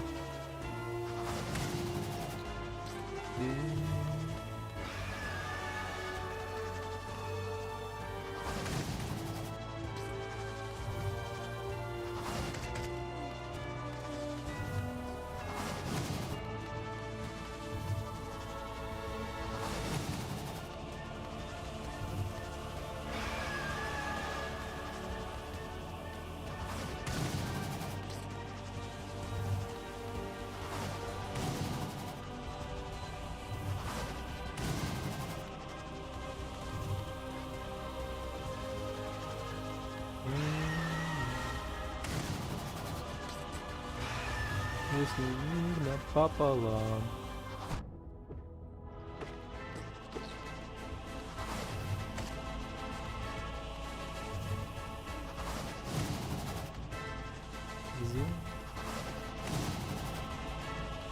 Идет война, добра со злом.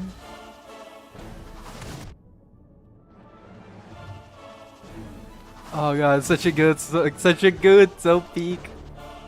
I genuinely just really want to fucking watch.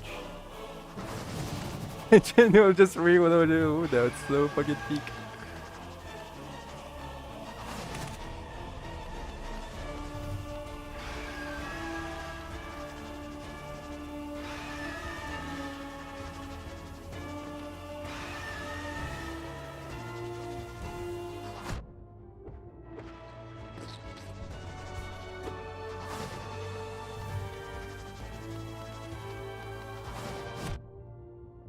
Hey little mama, let me whisper in your ear. Tell you something that you like to hear. You have sexy ass body and your ex look soft. Soft? It says like soft, but like I always like heard it like slope, but then I was like, what the fuck does it mean? But he says soft. Yes, look soft. Can I touch it and see if it's soft? How about you give me some head? I said let's go to the bed where you can give me some head.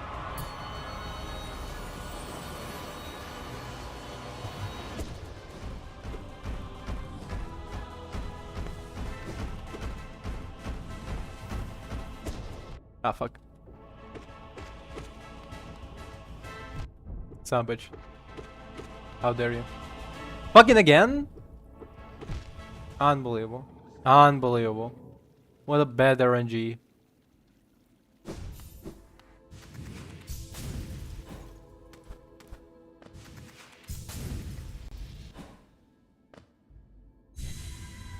I definitely just wanna make a watch party to watch Night Watchers because Night Watchman. Fuck, like here's the thing, if I make a watch party, I want to like watch it in Russian because because it's like it just doesn't make sense to watch it translated. But then like I need to have like people who like are okay with watching like a movie in Russian with subtitles.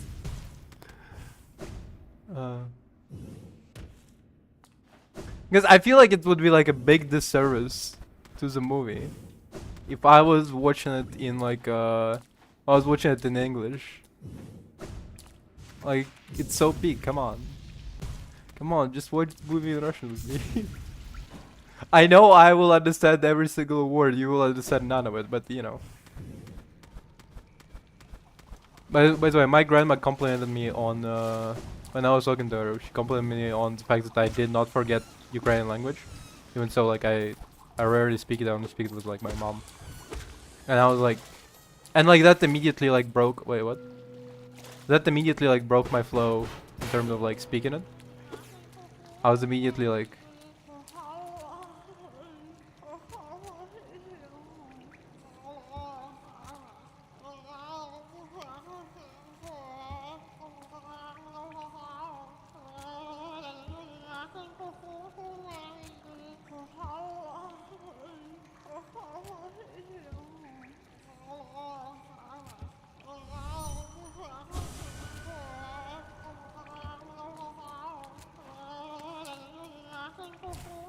wait, what if I arrived to him with the with this charm equipped? I wonder. Maybe it's one of those characters who doesn't kind of do anything, but maybe they do something.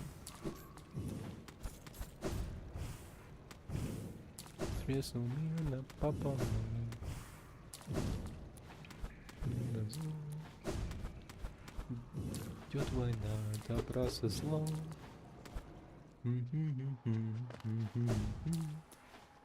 Bang, bang, bang. I legitimately, like, I listened to that song, like,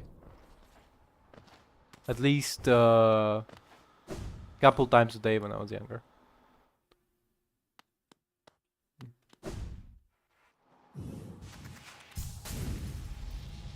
Like, no joke, I was like, that's like was my peak rap, I guess. Is it rap? I don't know. I'm pretty sure it's rap, but maybe I'm like wrong. Like I don't know what rap is. Like,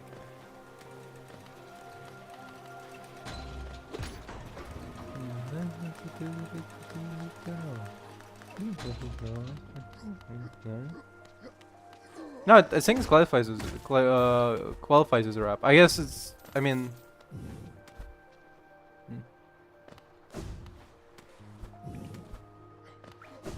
Because my top pick for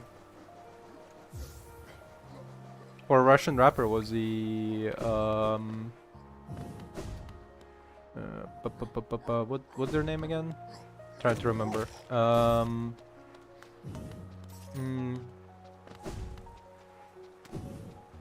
AK-47. I think that's their name. if I remember correctly.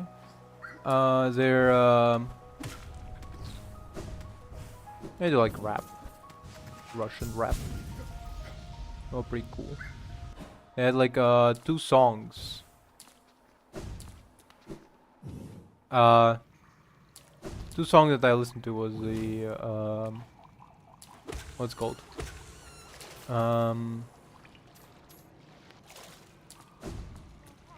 It was like one of them, and there's a sequel.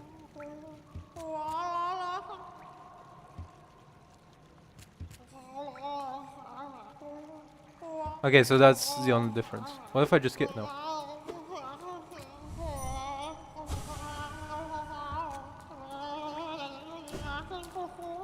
I was like, what if I just kill them? But I guess I can't.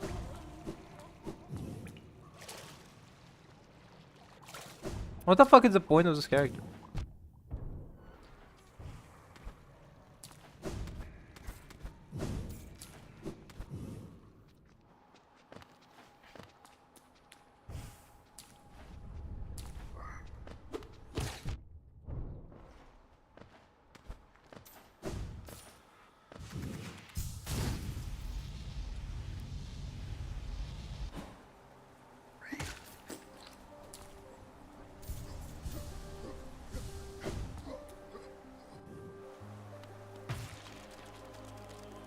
Oh, they look different from what I imagined.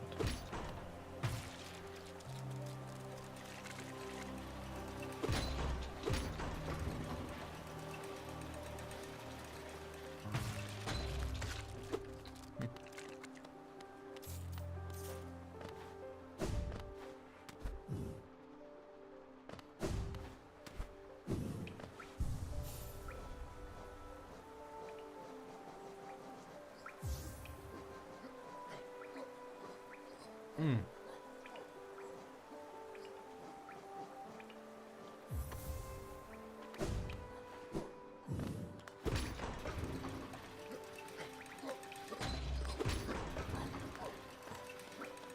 Ah, yeah.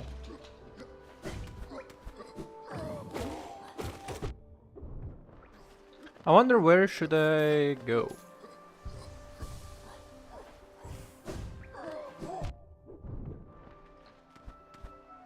So, we completed a lot of things. We still did not find the still need to find the key to collector. Okay, the collector is over here, and the key should be somewhere over here in the deep nest. We need to carry the flower from the from all the way over here till the over here, which is kind of manageable, I guess, if we try to go through here to Mantis Village, where you would be untouchable, and then probably not go through Deep Nest, but go through the Queen Station, maybe.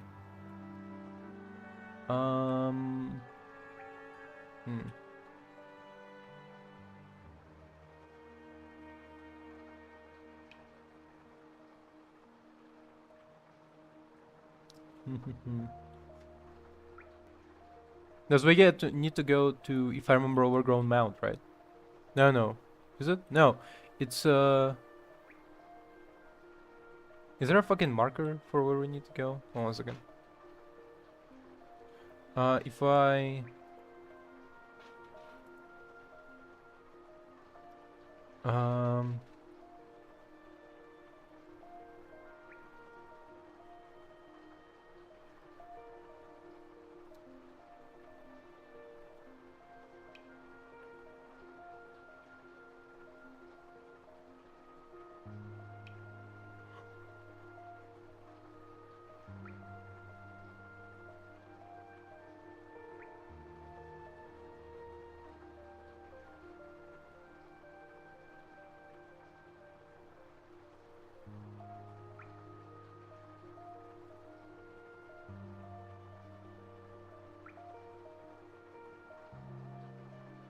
least efficient flower route. That's perfect. Complete guide to flower, delicate flower, I guess. So. What's up with this?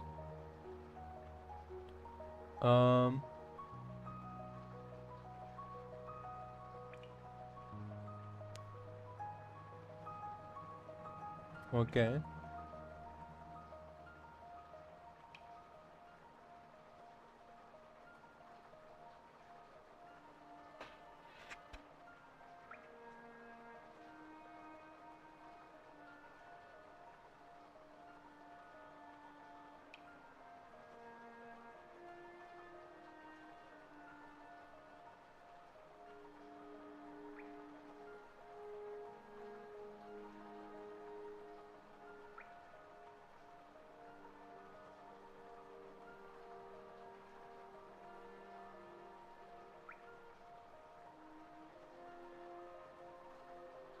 That's interesting, but that's not what I was searching for.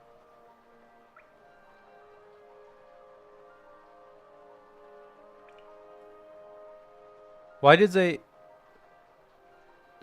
give a guide to delicate flower, like to give to like other people? I get it, but like I don't get it. I'm trying to remember where the fuck the grave is.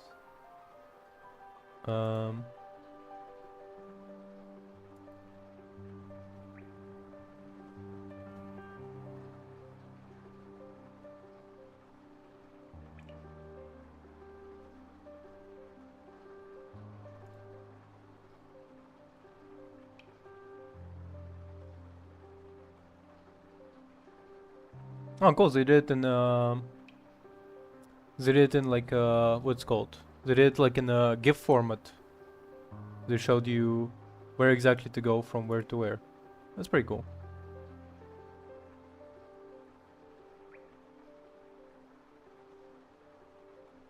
So essentially they decided to go through City of Tears, right? From City of Tears you go up, obviously.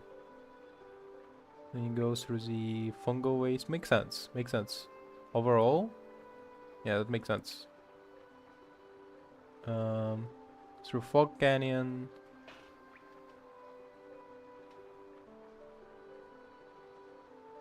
I'm just trying to remember where the grave is.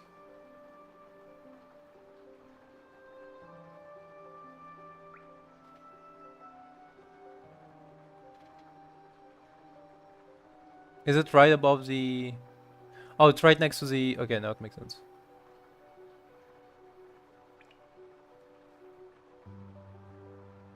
Yeah, okay.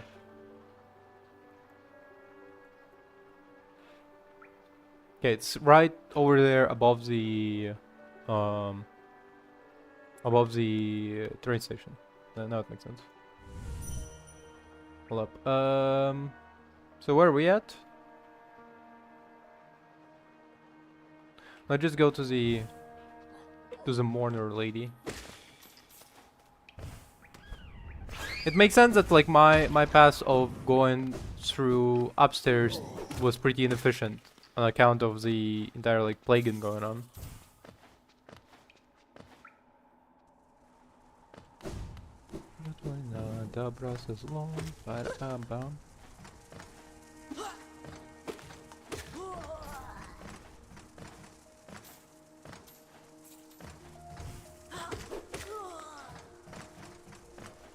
Стоять на месте стоять.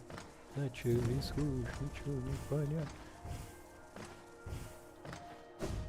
God, it's such a... I really want to watch this movie now. It's like... Oh, goddamn. I would fucking make it a watch party if I could. If I had enough people to like watch with me a movie, just pure... But they all need to understand it will be all in Russian. It will be all in Russian. There will be no like there will be subtitles. But there will be subtitles, but we will be watching the movie purely in Russian. Just me streaming on Discord like streaming on Discord the movie.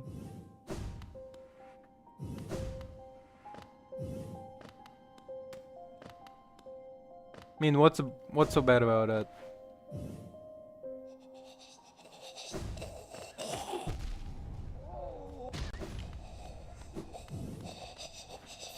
На червячку уж ничего не понять.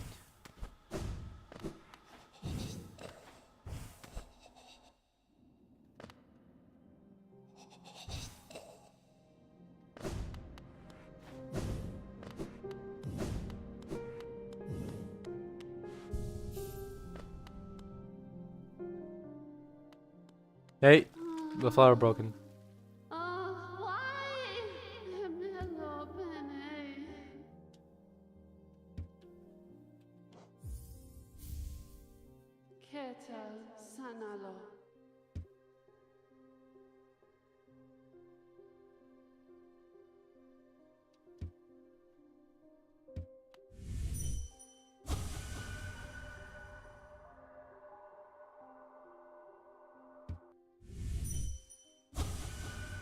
Nimeneo. Nails and claws, why must it be so?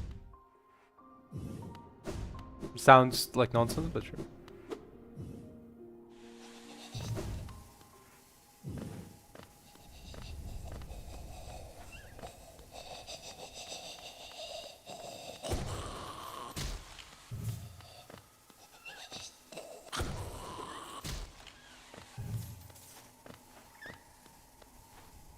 Yeah.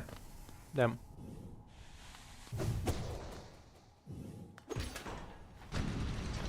Get me down.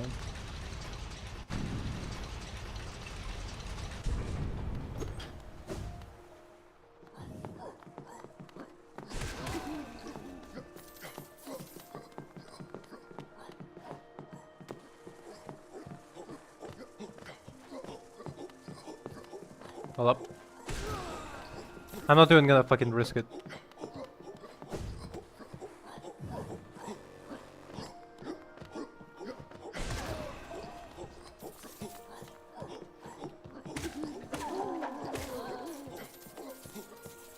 Good.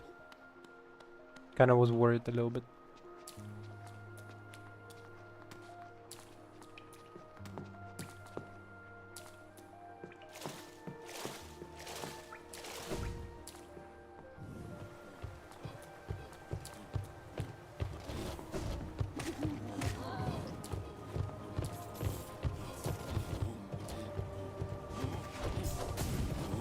Oh, I know why it stopped, but that was kind of risky.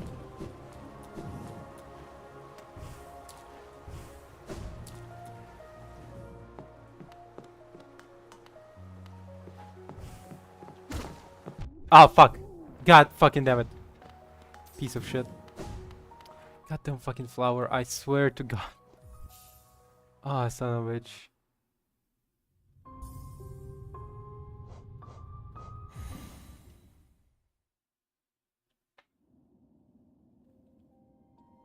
Yeah, I just broke your fucking flower again. Give me another one, you bitch.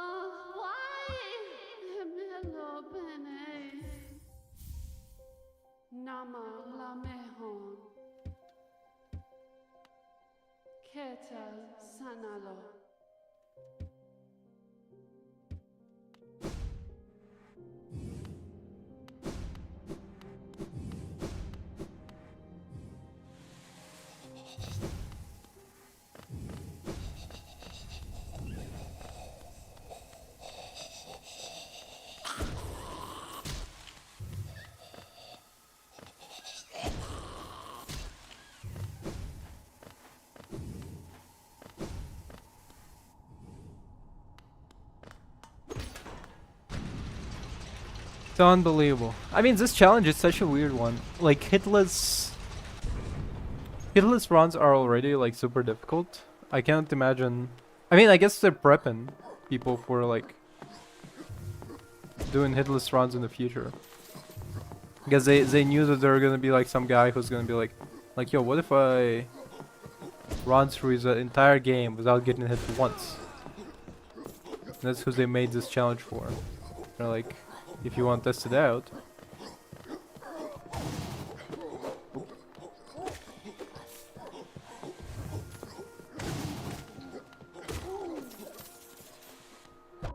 You kid.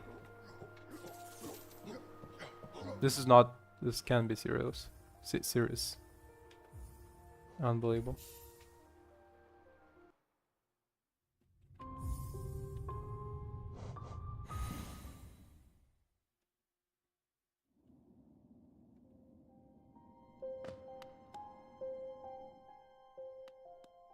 Hey bitch, I got. Give me another one.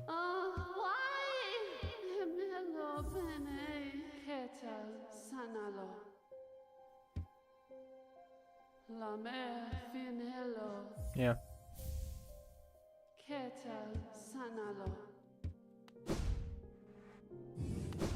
It's funny, have anybody tried to give the flower to...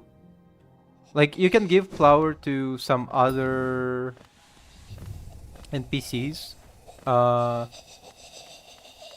usually, I assume it's... You can only do it after you deliver it. So, okay, after you deliver it to the grave, right?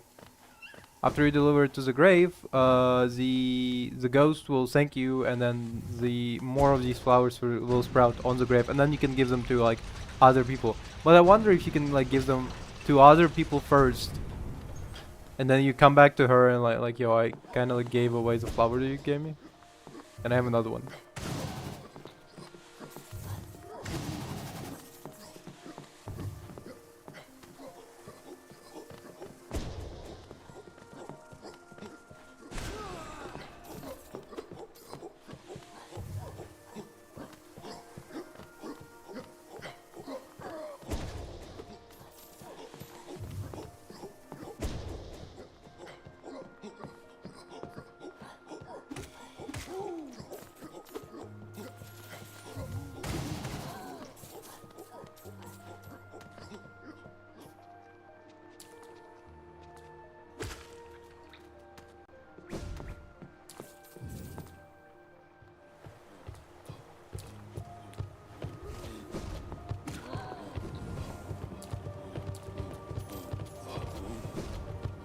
I was afraid, I was petrified. Na, na, na, na, na, na, na, na, na, na.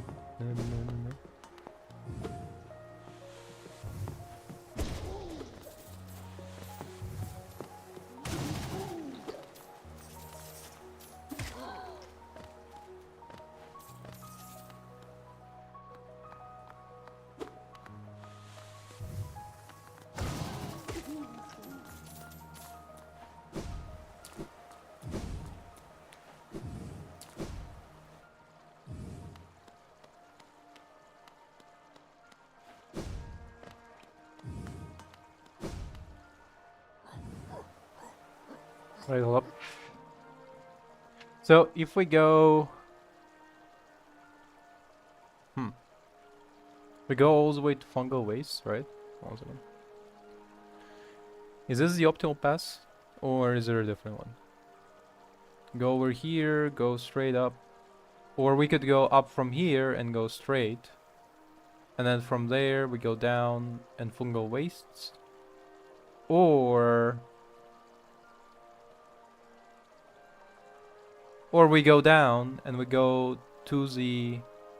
No, definitely goes through here to Fungal Waste. And from one Fungal Waste we go to Queen Station.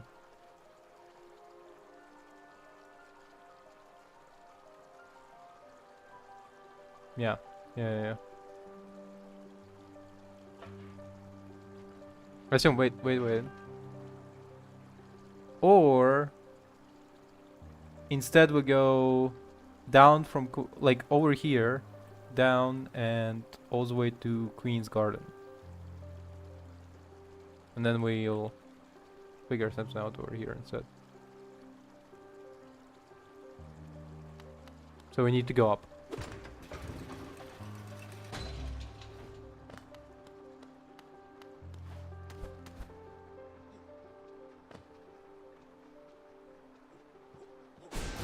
Oh, that's the wrong button, sorry. Yeah,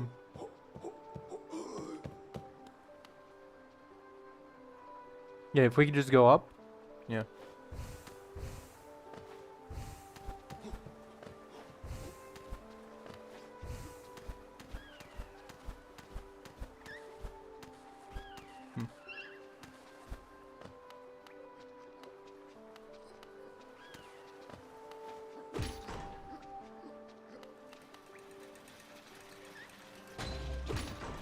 Nope. The elevator is really annoying.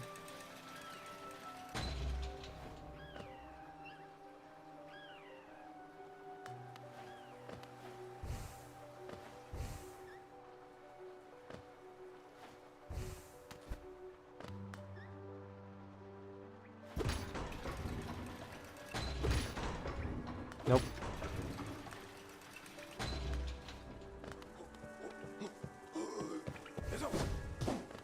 I'm not even doing. Wait, actually.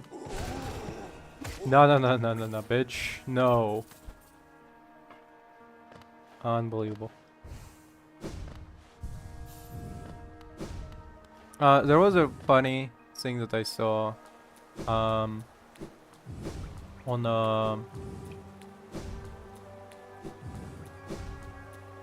funny clips that I saw.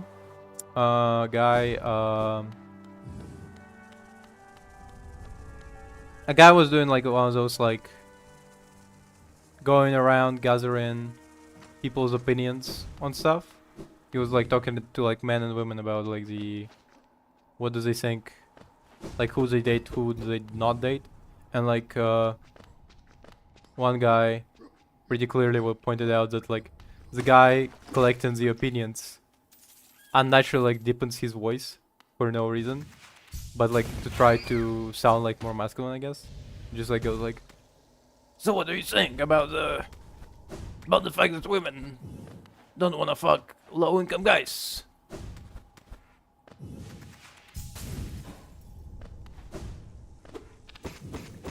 And then the guy was like asking a question like, yo, why do you deepen your voice? It's like, I don't know what you mean. What are you talking about? And he's like, I'm not like shaving you, but like, I can hear that's not like your voice. You're trying to be like, trying to be fucking Bane over here. I find it kind of funny. In terms of like the fact that he like immediately caught on like, wait a minute, this motherfucker, like that voice ain't real.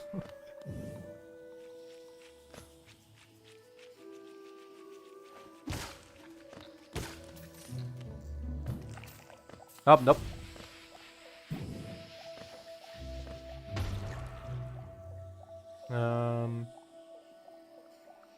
Yeah, we should be able to go to the left from here.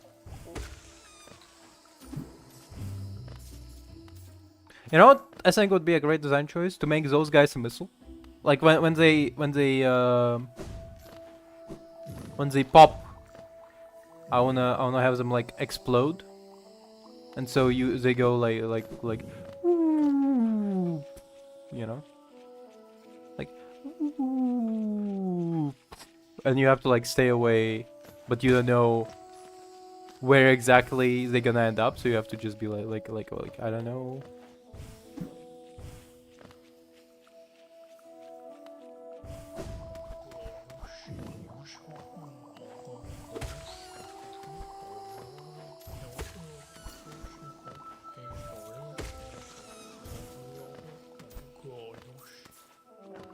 No, not the fucking flower, not again, come on. I only went down here because I want to talk to the guy again. He's so funky.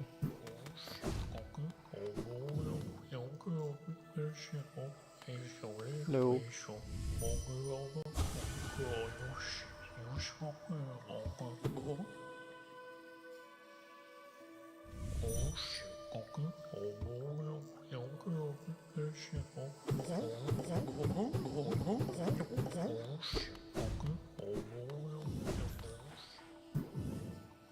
God damn it. Okay, let's go to the Queen Station and come back again for a fucking flower. Unbelievable. I find it funny that some people have to like the fact that like as part of like a personality, people like edit their voice to sound more, you know. Oh, by the way, one second.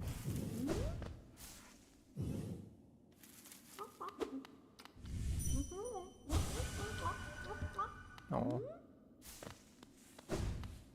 Some people like edit their voice to make a sound deeper, and like the fact that like if you know anything about voices, you can like catch on to it. You go like yeah, that's not your real voice. Like.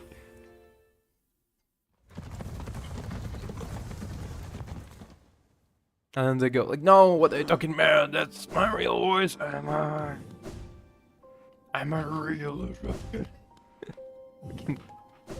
It just fucking sounds like a.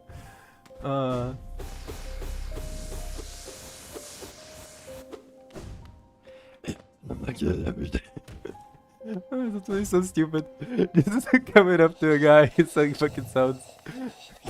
He sounds like the most unnatural voice. He just goes like, no, that's how a real sound. Okay, like.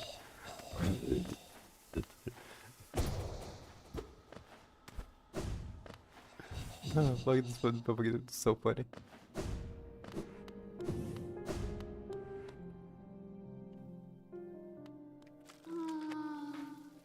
Hey.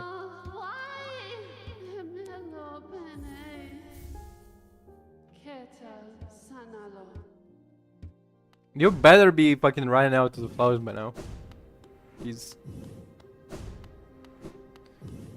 Let's put a save in here. Might as well.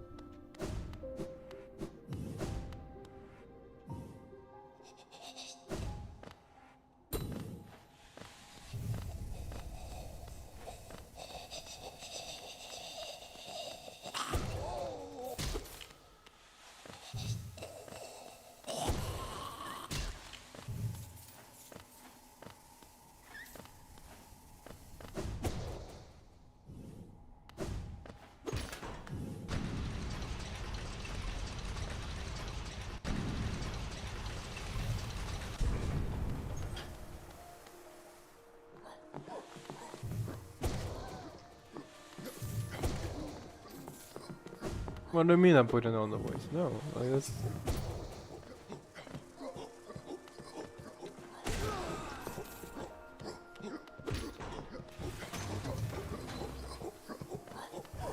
In general, I kinda like dislike people who try to make something inauthentic about themselves in different ways.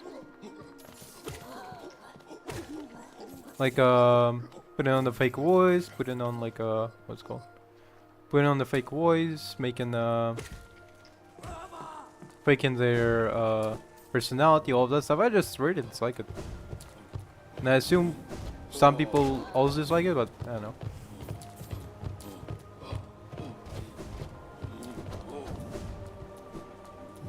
Like inauthentic, I think the greatest sin can for a person is just being inauthentic to oneself. Just trying to appear something that you're not. Like, what's even the point then, you know?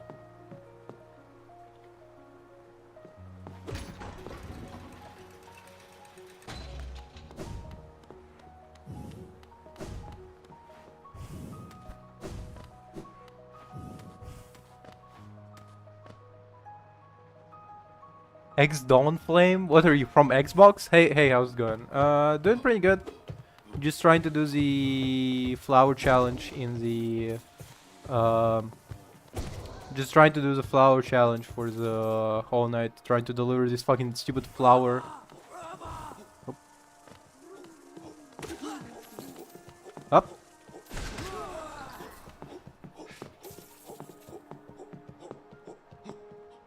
How are you doing, Dawn? X Dawn. I assume you're from YouTube side. No, you're from Twitch. You were already... Did you change your name or something? Did you change your name or something? Because I don't remember... I just don't remember you being on the stream already. Been a while, I guess, yeah. Like, hey, how's this going? How have you been? That's crazy.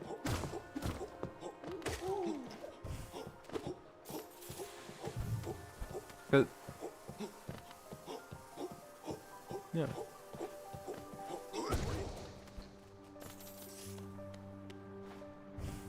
The flower challenge is really annoying, honestly.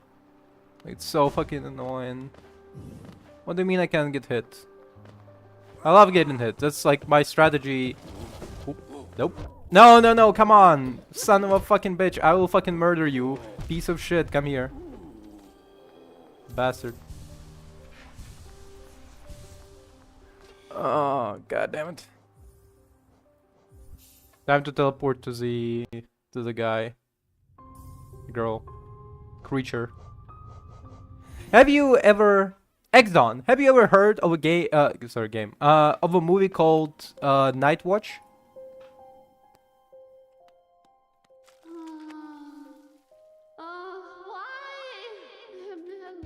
You really should. I was recently I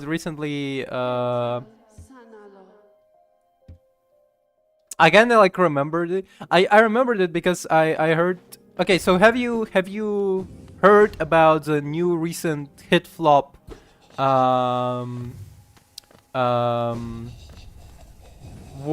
of the Worlds 2025, the one with Ice Cube? Okay, so the director for that movie is director for The Night Watch. He's not well known in US because the only movies he made is in like American media is what's called the only movies he made for Americans is Number 9. There's also a movie that he made called Unfriended Dark Web, which are both like COVID era movies about like, it's like a horror movie, but like everything taking place over Zoom because it was like filmed during COVID. So they were like, how do we make a horror movie as cheaply as possible and also while working within the guidelines? Yeah, and like War of the Worlds was filmed during that era as well, during COVID era when people couldn't like get out, so they were like, okay, so how do we film the movie indoors? Okay, well we'll just do it over like Zoom and stuff. And but oh, he also made Wanted. If you don't know Wanted, it's the one where a guy gets to curve bullets while shooting them. Like he shoots a bullet and he shoots it in a way that like it curves and like it does like an arc behind like a wall and stuff. It was pretty cool movie. People liked it not for fucking flower. God fucking damn it. That is like a metal concept, and like here's saying it's based on the comics and it has nothing to do with the comic besides the curving bullets. Like the only thing it took from the comics is the curving bullets. Everything else is like made, like director just invented on the fly. And like so like the movie is like really nonsensical action flick, but it's like that concept of like curving bullets and like was like so cool. People kind of like the idea of that movie stuck around. Anyway, that is. Oh, also he made Hardcore. He also made the movie Hardcore, which is a GoPro first-person movie. Like the entire movie is like this action flick, but it takes place in like first person. You can only see it in like it all looks from the first person perspective, so it's very cool. So that's the movies that he's known for in the West. The second one, wait, so wait, hold up. Which one are you suggesting? You're suggesting. So usually I take this elevator down and I go here and then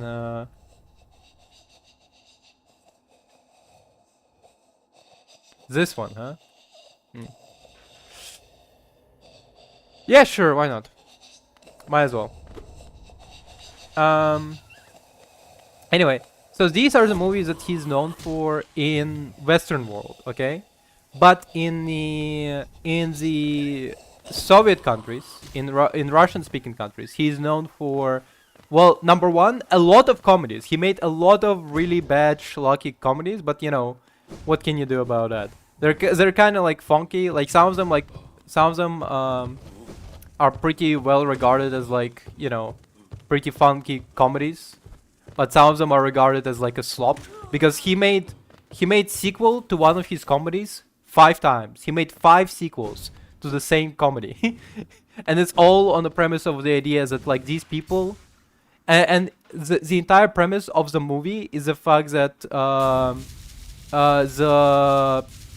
there's 2 characters who get into hijinks on Christmas, and then there's like short vignettes for other people who also get on hijinks during New Year's and Christmas, and then by the end of it, everything culminates in the idea of like, well, you know, Christmas is really about spending time with family.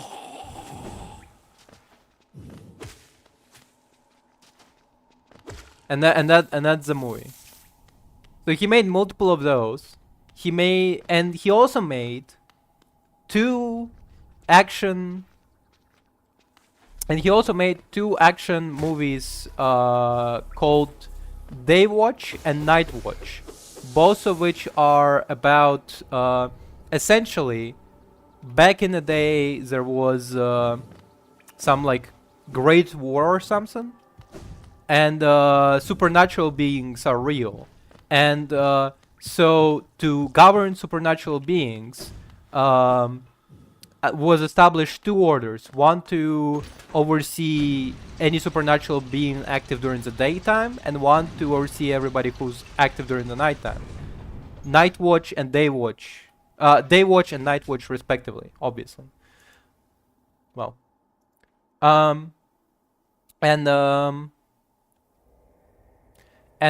It's pretty cool actually. Like now that I watch it, it's actually really like I just rewatched like first like 9 minutes of the first movie, and I was like, oh damn, it's actually kind of really cool. I really kind of want to watch it, you know, like fully again, because I only watched like the first movie when I was like a kid, so I was like, you know, I really wish to rewatch it now, kind of. Like I really wish I could like rewatch it with like a friend maybe.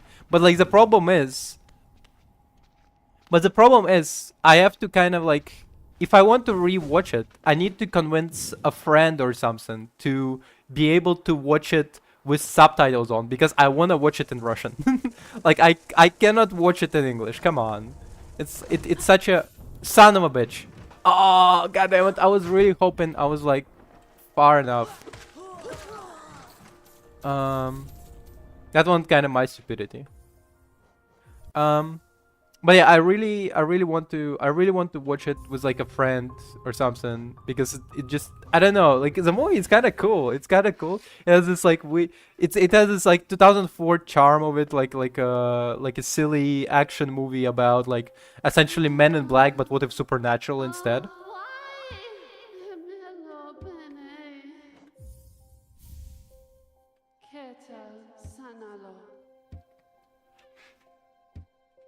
Yeah. And it's also because when I was growing up in Ukraine, one of the songs that was constantly on my playlist is a promo song for the first movie about it was like 2 guys rapping about the, no, it was promo song for the second movie. And it was 2 guys rapping about how cool the first movie is. And I'm like, you know what, it is kind of cool. I really want to, you know, it would be fucking awesome to watch it.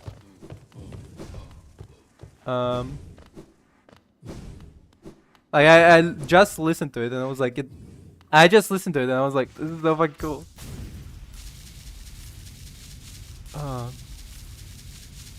And it's like, here's the thing, it's really interesting to me as well that people who now know this guy called Timur Bekmambetov, they know him because of 2025 flop of War of the Worlds. But I know him because I watched his like comedies, you know? Like I know him as like a comedy director most of the time, and like couple like action movies as well, obviously. So it's like it's really weird to hear somebody like say like, oh, he's like make trash movies, he made like COVID era movies and stuff, when I know him for like way more genres as well. Like he has like the Night Watch, he has hardcore. It's crazy to me to know that people don't know him for hardcore as well. Like hardcore is like coolest fucking movie you can believe. Like it's a movie about a guy doing action stunts and like bunch of cool shit in first person, so you can like you almost like can see it in like VR, a guy just like killing people and stuff. Like it's crazy that people don't know him for hardcore. People know him for War of the World flop.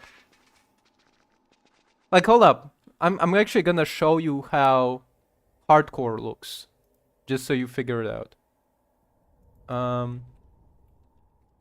Hardcore movie. There it is, hardcore. Sorry, hardcore Henry. That's. Hello, Henry. Do you remember how you got here? I love Let's skip a you, little bit.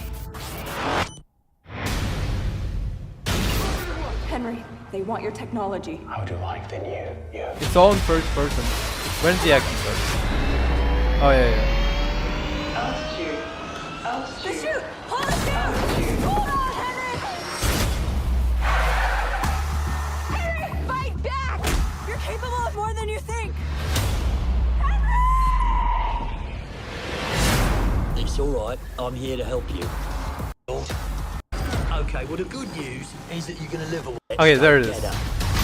I know. Like I'm waiting until they start the action part, because I remember action part being like super cool actually. And by the way, hold on a second. This guy is actually the same as this guy. He flops between different bodies over and over again to like advise our main character. The bad news is there's an It army honestly, it would be standing really between cool as you like a and your movie, wife. as a So game let's as well. go get her. It would be actually really cool as a game as well. Like if I got to play this, it would be pretty cool. But it's also really cool as like a movie, you know, because it's like a bunch of like action stunts and you get to like see them in first person. This is war, baby! Cause I'm having a good time.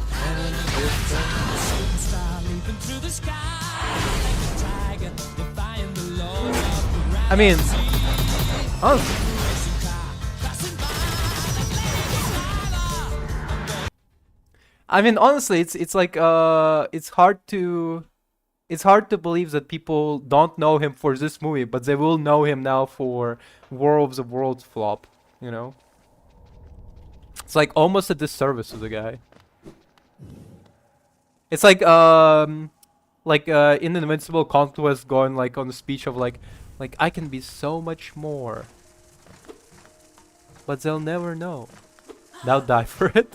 That's him. That's him. He's like, I can be so much more, but all they know me is this flop. Like, imagine he worked his, technically speaking, he worked his ass off to get to the point where people know him as like, to the point where he's not only, well, here's the thing. Filming in Russia is not that difficult, on account that Russian government sponsors a lot of movies. They sponsor movies as part of like not money laundering. What's like reverse? Yeah, like bribes. Like they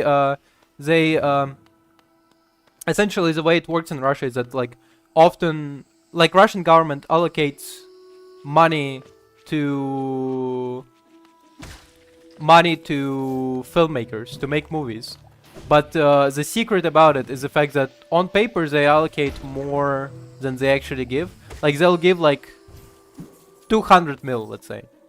Well, the actual money that they wrote on paper is like 500 mil. 300 mil, where did it go? Bribes. It went to a lot of people's pockets, and then from those 200 mils, filmmaker often will take like another 100 mil for himself, and and you end up with a movie with 100 mil budget instead. So, being a filmmaker in Russia, I don't think it's so difficult. But the fact that he, after that, broke through to being like a filmmaker in Hollywood, to the point where he was making like the Unfriended, and he was making the Number 9, which was actually like people kind of know about at the very least. Unlike like Hardcore, people kind of liked until like people forgot that it existed. And Number 9, people like knew about for a little bit because it's like an artistic movie. It's like Number 9 is like it's like an animated film about like puppet coming to life, and it turns out that like there's like 8 other puppets, and they're all created by this one dude who also created like essentially like a Nazi robot. And cool movie overall, I would say. Anyway, back to the point that I was making. Like he went and dug from being in US to being in from being in US to being in sorry, from being in Russia to being in US. So it's really unfair to say that like to know him only for this one flop now. Like to the point of saying like he wait, what?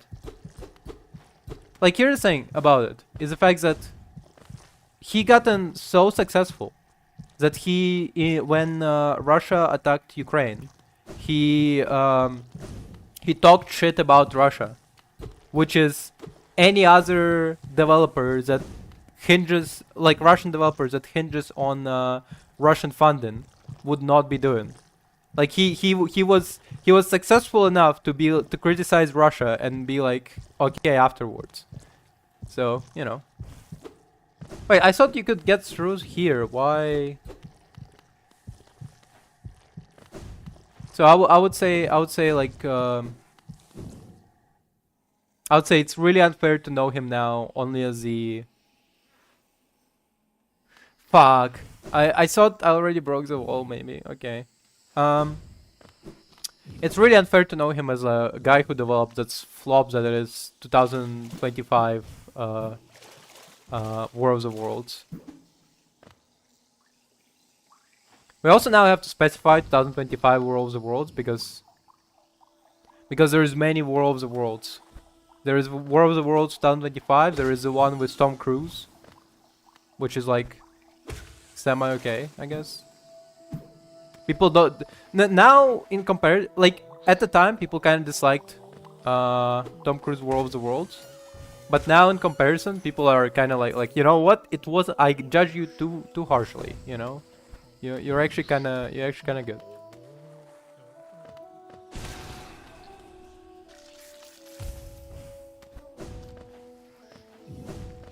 Who knew Tom Cruise War of the Worlds was actually the good one?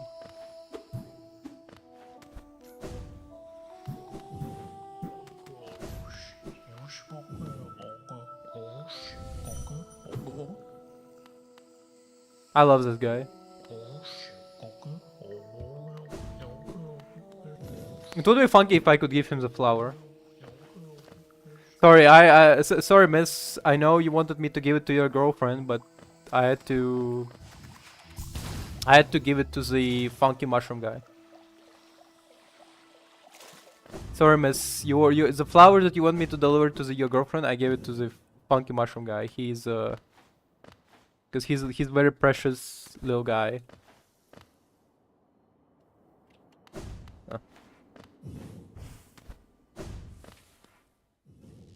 Oh, that's awesome. Have you just started or have you finished it quite a while? Whoop.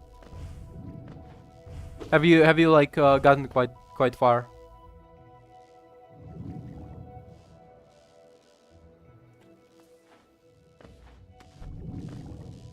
Damn. That's fucking great. So are you doing some sort of challenge right now, or like Steel Soul, or you're doing the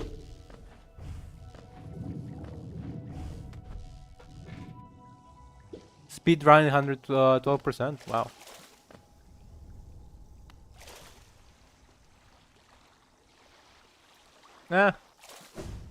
Can be worse than me, okay?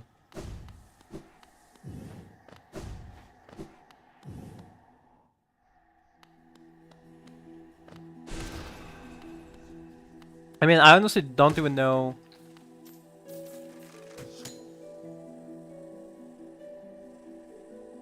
Huh. What is the 2% that he would be missing?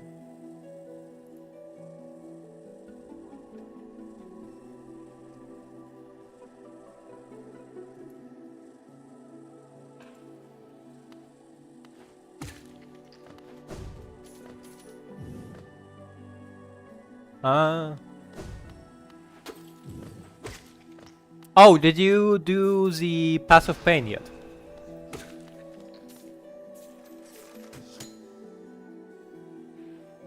Yeah. Passive pain is a real pain in the ass, and it barely... No! No! No! Come on! Fuck! God fucking damn it. Passive pain is a real pain in the ass, and it's barely even like... It barely even does anything for you. That was really close, yeah. Oh no, I should have just went on the other side and broke the wall by that point. Fuck. Okay. God damn it. Hey, miss.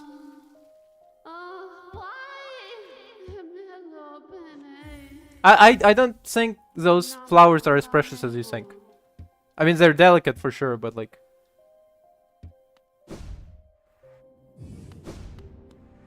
Like, it's white elephant of a gift, I would say. Yeah, she has so... Like, this bitch be, like... Behind it, there's, like, an infinite field of these flowers. She's like, no, but this is what is precious. Trust me. Maybe she's, like, a hoarder, and, like, they're precious only in the sense of, like, They're precious only in the sense of, like, she really doesn't want to give them up, you know? Like, they're only precious in the sense that, like... They're only precious in the sense that, like how I deem, like, broken wires precious, you know? Because I just really feel like... I really feel like I can use them in some sort of way afterwards, you know? So she's, like, in the same way, she's like these precious flowers.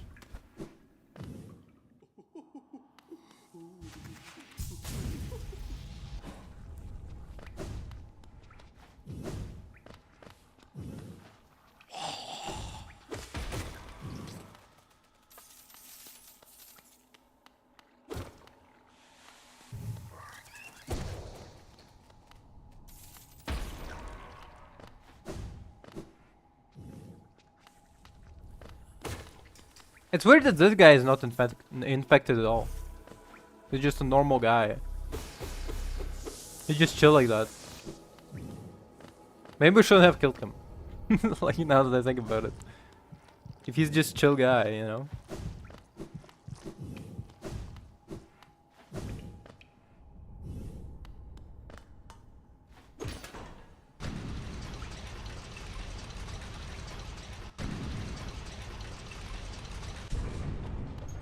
When I'm just a chill guy who's resistant to infection, and then some guy comes over and kills me. But I'd be chill like that.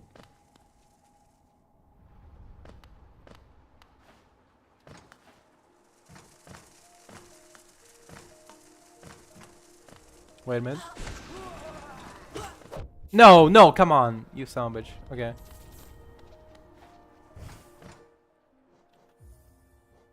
That one? Honestly, kind of might be. I should have just ignored them, but I was like begging for a fight.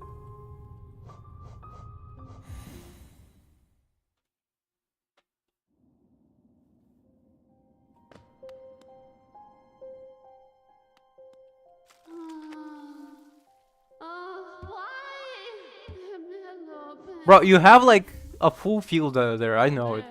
There's no way you don't have a spare. Come on, relax. It would be, to be fair, funny. It would be like really funny if they did put the cap, you know? If like in when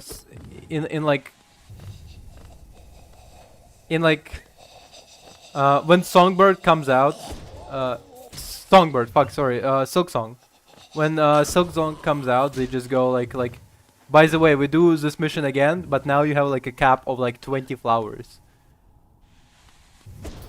You lose 20 flowers, it's done. Okay.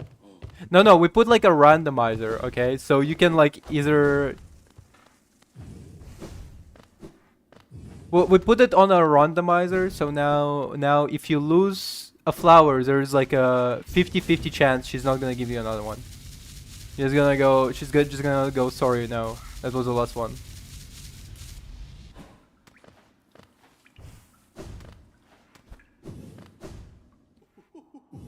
So like there could be like a lucky player who gets like 30 flowers in a row, and then there's an unlucky player who's like lost once and she's like, no, sorry, no more.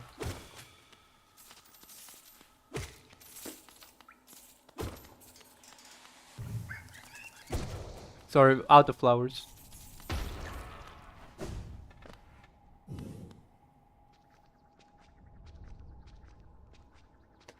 And then well, to be fair, isn't she like isn't she like used to be a knight? Like she used to be like some sort of like a knight in yeah. So she's just gonna go like sorry, you lost a flower. Now time to die. You are too late. You activated my trap card.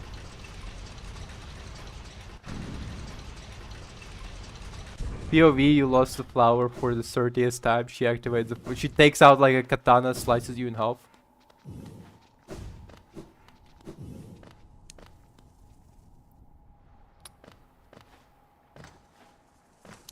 Damn, I think it was a little bit excessive when the developers of Hollow Knight.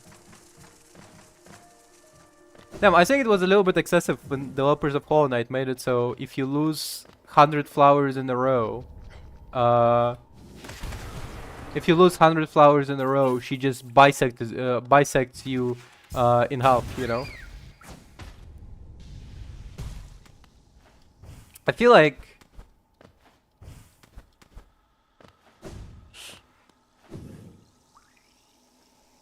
Then she looks in this, she looks in your direction and goes, "Don't fail me again."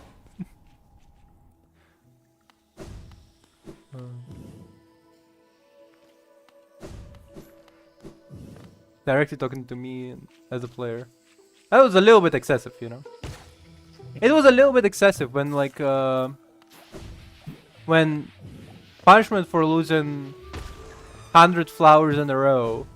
Developers come over to your house and kick you in the nuts. That was a little bit excessive, I think.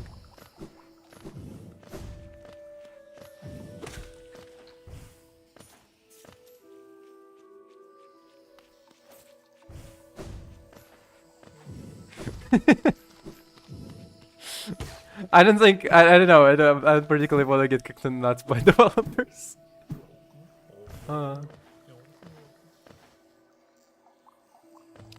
Bro, I feel like this would be like what was it? Who was the developer of the he developed Metal Gear Solid and he developed Death Stranding. I forgot his name. Miyazaki, I think. Was that the correct guy that I'm thinking about?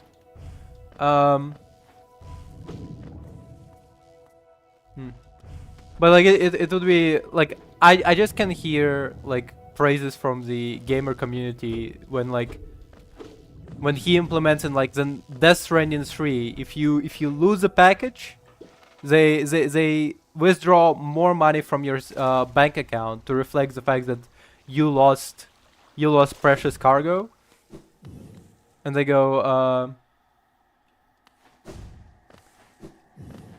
like damn, he outdid himself once again. Now every time you lose a package from Amazon, you get like $30 taken away from your bank account. You genius.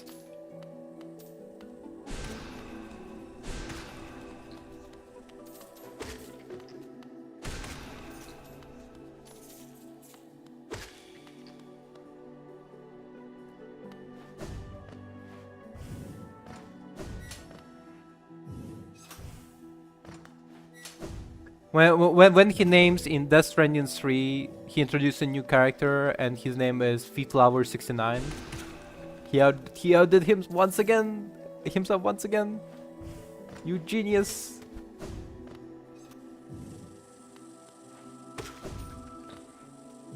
What's up? Wait. Now that I remember this, what's up? Both the developer of Death Stranding and developer of Dark Souls are kind of like into feet. At the very least, that's what a lot of people assume, because because both of them are kind of like no, but like it's both of them, you know, like fuck.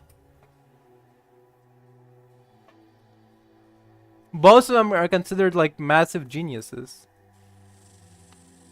Both of them are considered massive geniuses in making like player interact with like a weird, I guess, environment, I guess. And I know I'll say it. Like they so like Death Stranding, right?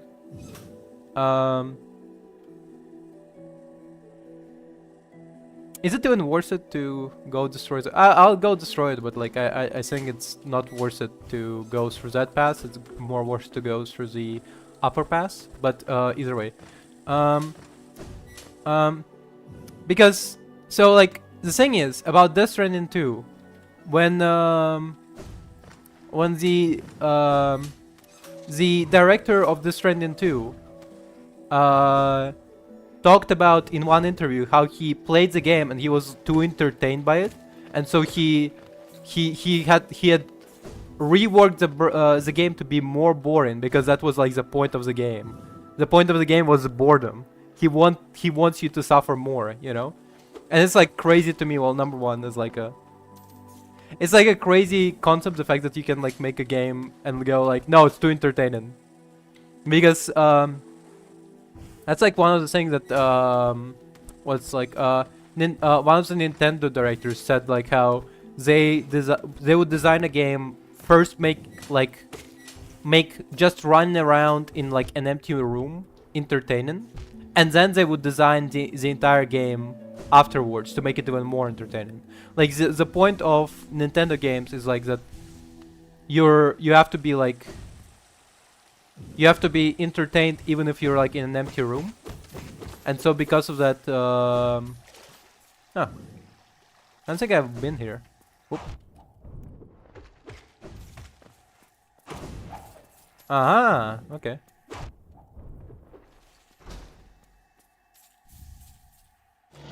Lab key. Oh shit, is that what I need to unlock the collector's room? Am I right? Am I right or wrong? Oh fuck yeah, finally. I get to unlock the collector's room. Anyway, but like the developer for Death Stranding was like, no, we need to make it more fucking boring, okay? Like you need to not enjoy the game. And it's like crazy, number one. And number two, that's like also kind of like the premise of Dark Souls, I guess. Like the Dark Souls punishes you. It's like you're not enjoying the process, you enjoying the fact that you overcame the process.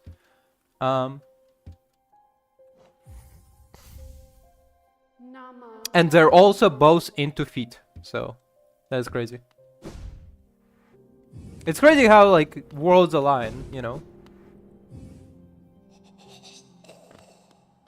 Both are Japanese, both are into feet, both want you to not enjoy the games that they're making. Birds of a feather, I guess.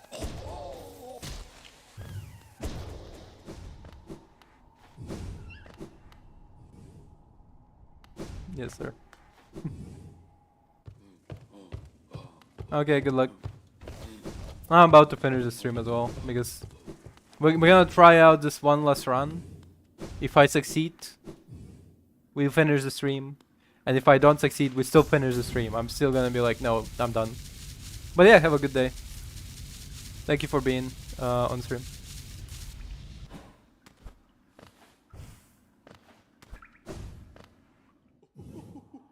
Yeah.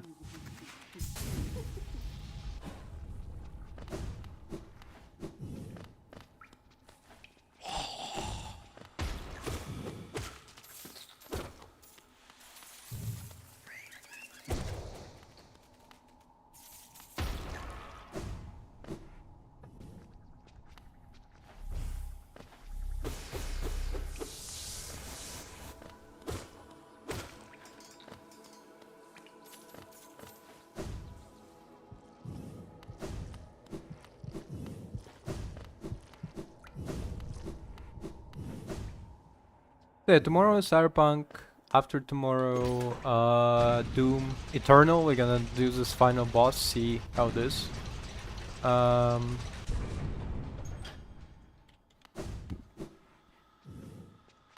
After... Okay, that's bullshit. Okay, fine. So we're gonna wrap up here.